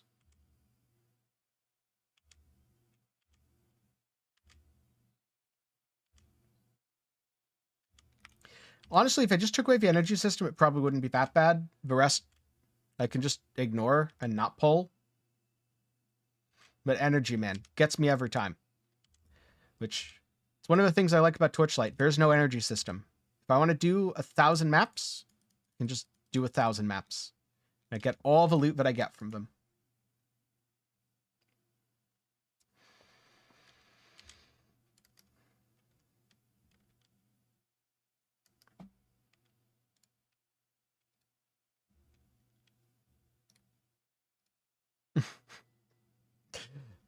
Nah, that doesn't count.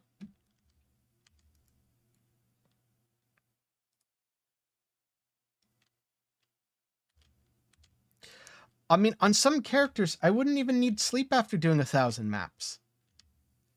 On some characters, the average map was taking me 10 seconds. So if it's 10 seconds, that's 60 seconds in a minute. So 6 maps in a minute. Which, okay, admittedly, it's probably more like 5 because there's a little bit of loading time and all that. So 5 maps per minute. There's 60 minutes in an hour. So that means 1,000 maps would be under 4 hours.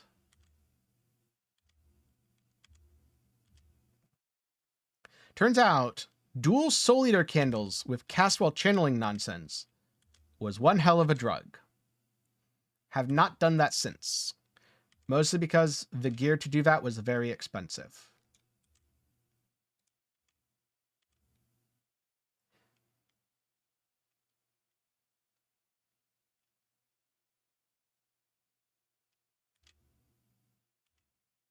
I'm using Blink because I don't have the weapons that I was using for Leap Attack before.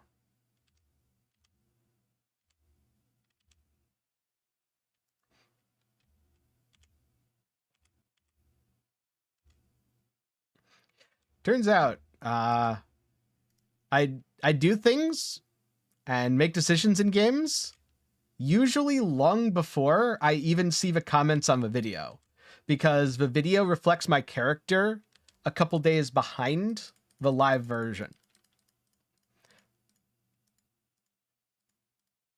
Like, by the time that video came out, I was already swapped over to a lot of the gear that I'm wearing right now.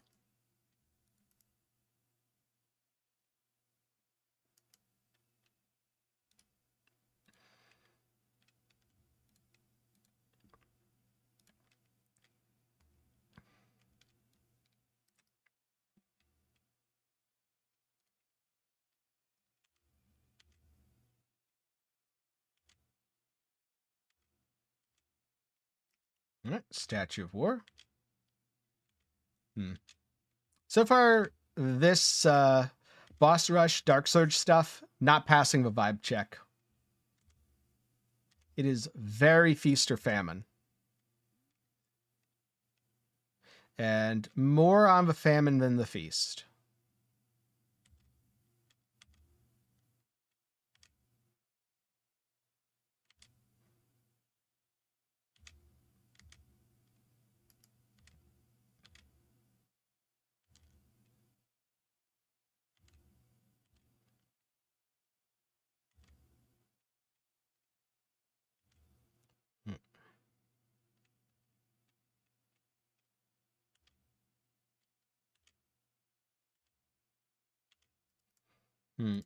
So they have no energy systems?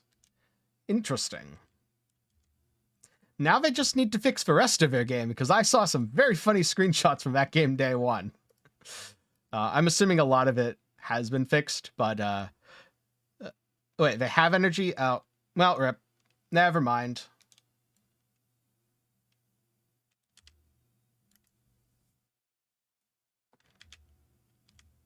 Yeah, but I'm sure the energy version's better.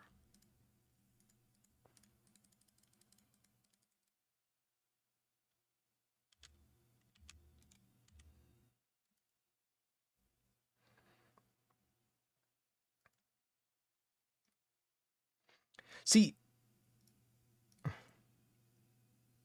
then why does the energy exist? That's my question. Because usually in gacha games, the point of an energy system is to monetize it. And if your monetized system is not the best way to get something, then how are you making money off of your energy system?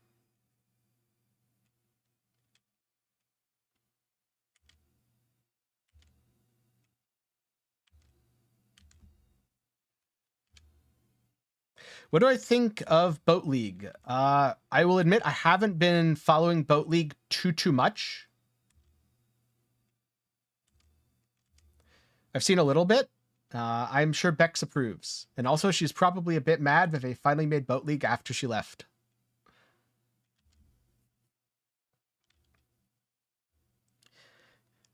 Yeah, see, here's the thing, Golden Wind. I'm 100% sure it is not that simple. Because you would not put a monetized system into a game just because people will, for no reason, spend money on it. That I guarantee you there is more to it. I don't know what, because I'm not familiar enough with the game, but I'm very familiar with how companies treat and monetize games. And I can tell you right now, if there's a monetized system in the game, there's a reason it exists, and people do spend money on it. There's a reason to do the monetized version over the free version. I just don't know what that reason is. Whether it's you get certain artifacts easier, you can be more AFK, you get certain artifacts faster, guaranteed drops versus random ones, something. There's some reason to spend money on it. Because otherwise they'd say, hey, we're just going to do away with it entirely. We're going to be the first gacha game with no energy.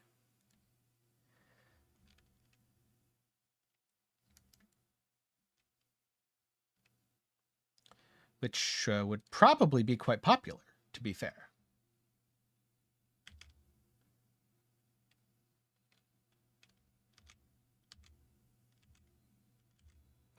In fact, I suspect just the fact that Hoyo hasn't done that tells you just how profitable those systems are for them.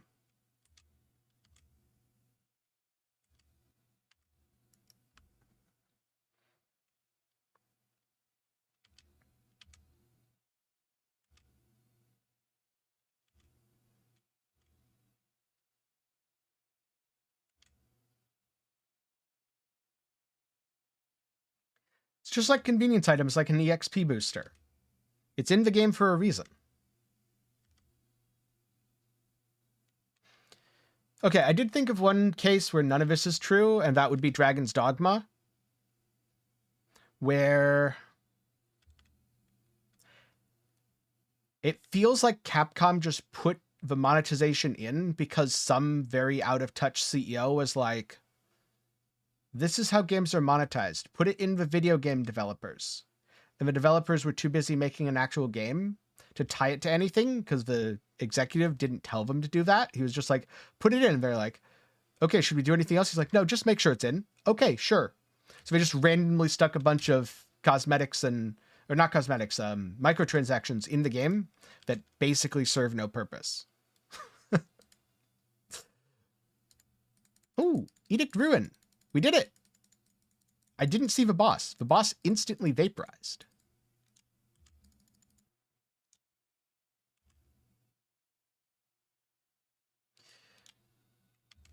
See, that's the thing.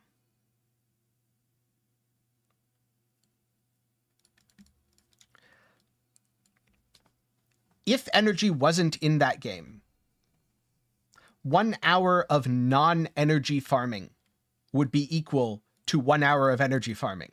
Or actually, more likely, if it wasn't a monetized system, 1 hour of non-energy farming would be equal to 6 hours of current energy farming, because it is intentionally slowed down so that it feels bad, so that people pay money for it. Because that is how those systems are designed. Oh, I should have taken the bottom option. God damn it.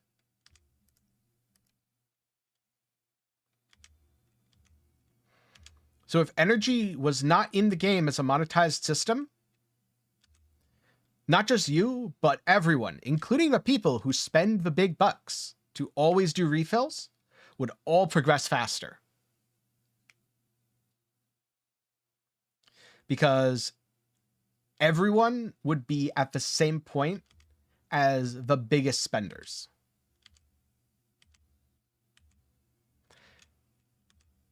I mean, so what though? So what if people burn through the content and quit? Like, why do you have to keep your players trapped in a never-ending monetization hellscape because you are so scared they will leave? That's just you saying your game is shit. I know it's not literally you, it's MiHoYo in this case. But that is what systems like that, systems that are explicitly made to artificially drive engagement, are just admissions that the game is not that good and not actually that worth it. Like, does Baldur's Gate 3, that many people have played for hundreds of hours, have systems to artificially re-engage you? No, because it doesn't need them. Or let's take Path of Exile. All Path of Exile needs to do to get pretty much everyone to come back, make a new league. They don't need a daily login bonus.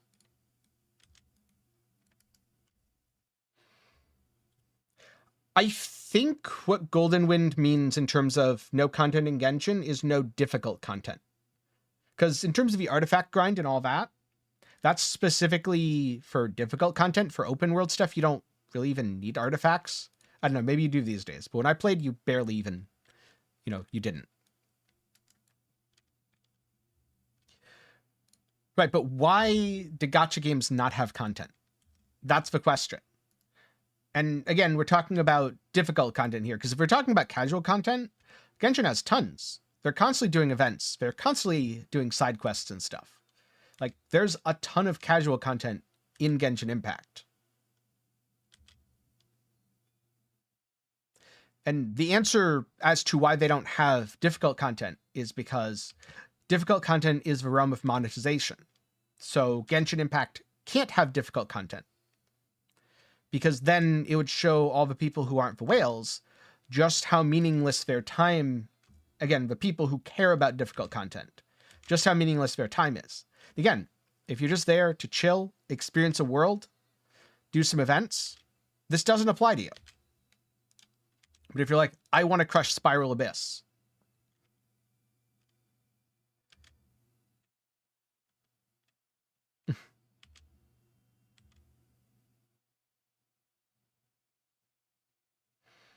Hmm. 10 books of dialogue and side quests. Have you tried reading books of dialogue on item descriptions instead? Because I highly recommend it.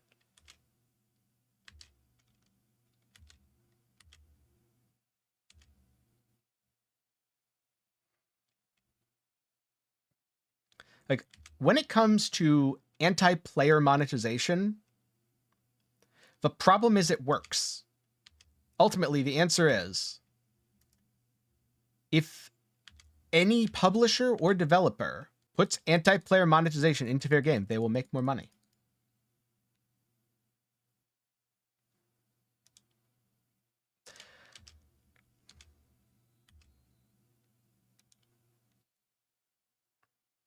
Right, but energy doesn't fix that problem. That's the thing.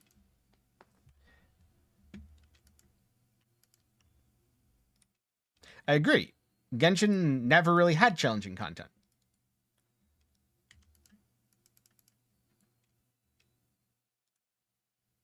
But energy doesn't fix it.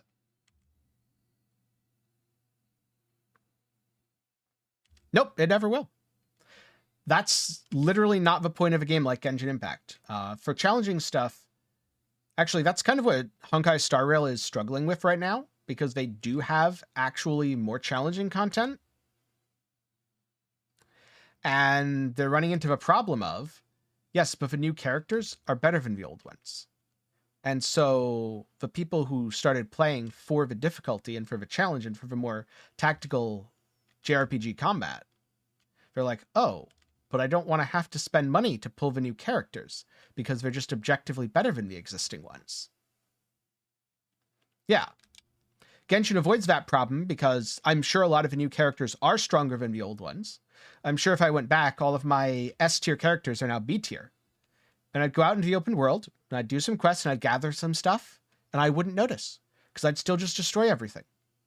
Because there's no challenging content there. Which, also, because there's no real challenging content, letting people farm infinite artifacts wouldn't really hurt anything.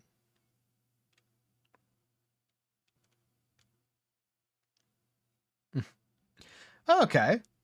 Good to know that Bennett's still good.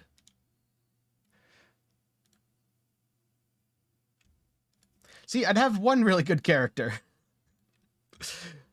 Well,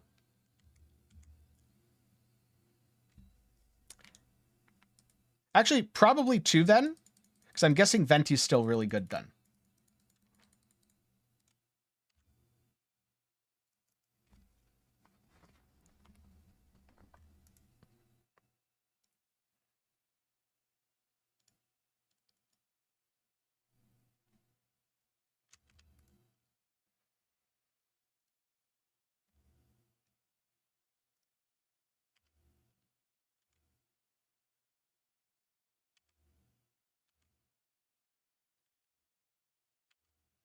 Hmm.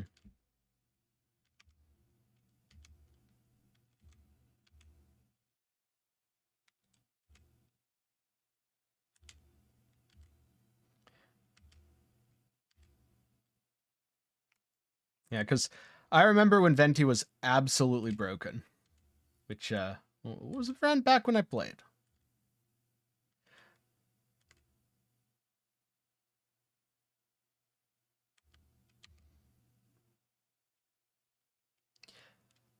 I think the weirdest thing about especially MiHoYo using energy systems is their character designs are strong enough and their advertising is good enough that they would make plenty of money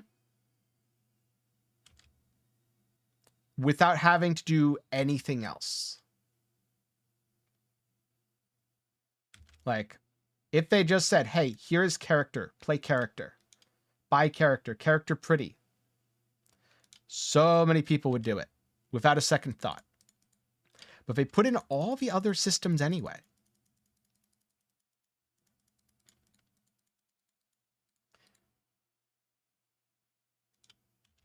Yeah. And for me, the time gating just, no. I can tell you right now, if Torchlight Infinite had an energy system, I wouldn't be playing it. But it doesn't, so it's fine. Didn't hit the ultra rare. Oh, that's a really good one too. That's a really, really good one. Rip. Well, that's a bunch of money that isn't coming back. By a bunch of money, I mean not actually money, because it's not money till you drop it.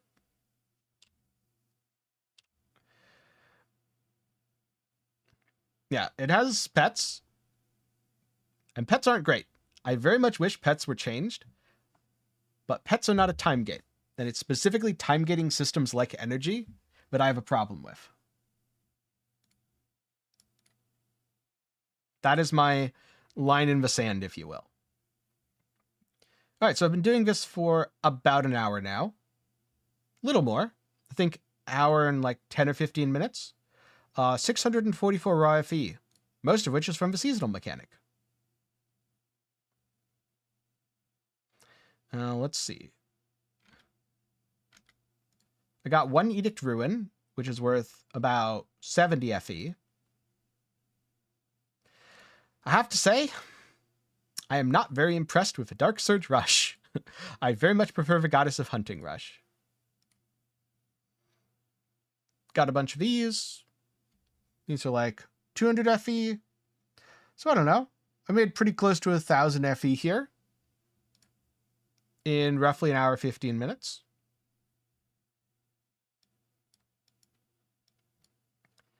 Maybe a little less, actually. Because I don't think there's too many side drops that I got. It's like 850... 865.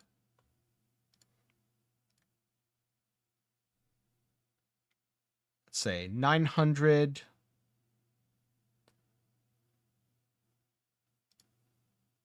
Yeah, let's go if I made 900 FE in an hour and 15 minutes. Oh, wait, right, 960. Never mind, it is closer to 1,000. So it's slightly less profitable based on a very random vibe check sample size of 1 hour.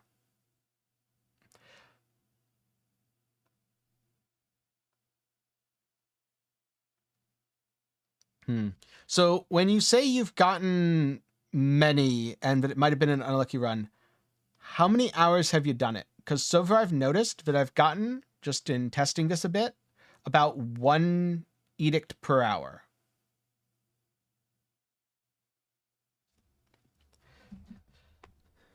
And so if you've been farming for 10 hours, I would very much say it's about the same. If you've been farming for less than 10 hours, could be that I was unlucky, could be that you're lucky. That said, this money-making method is not passing the vibe check. I do not enjoy the feel of this setup for many, many reasons. So I don't think I'm going to be doing it anymore. I may try a legendary gear setup, which that would be Dark Surge still, but with these nodes to try to get ultimate legendary gear to drop.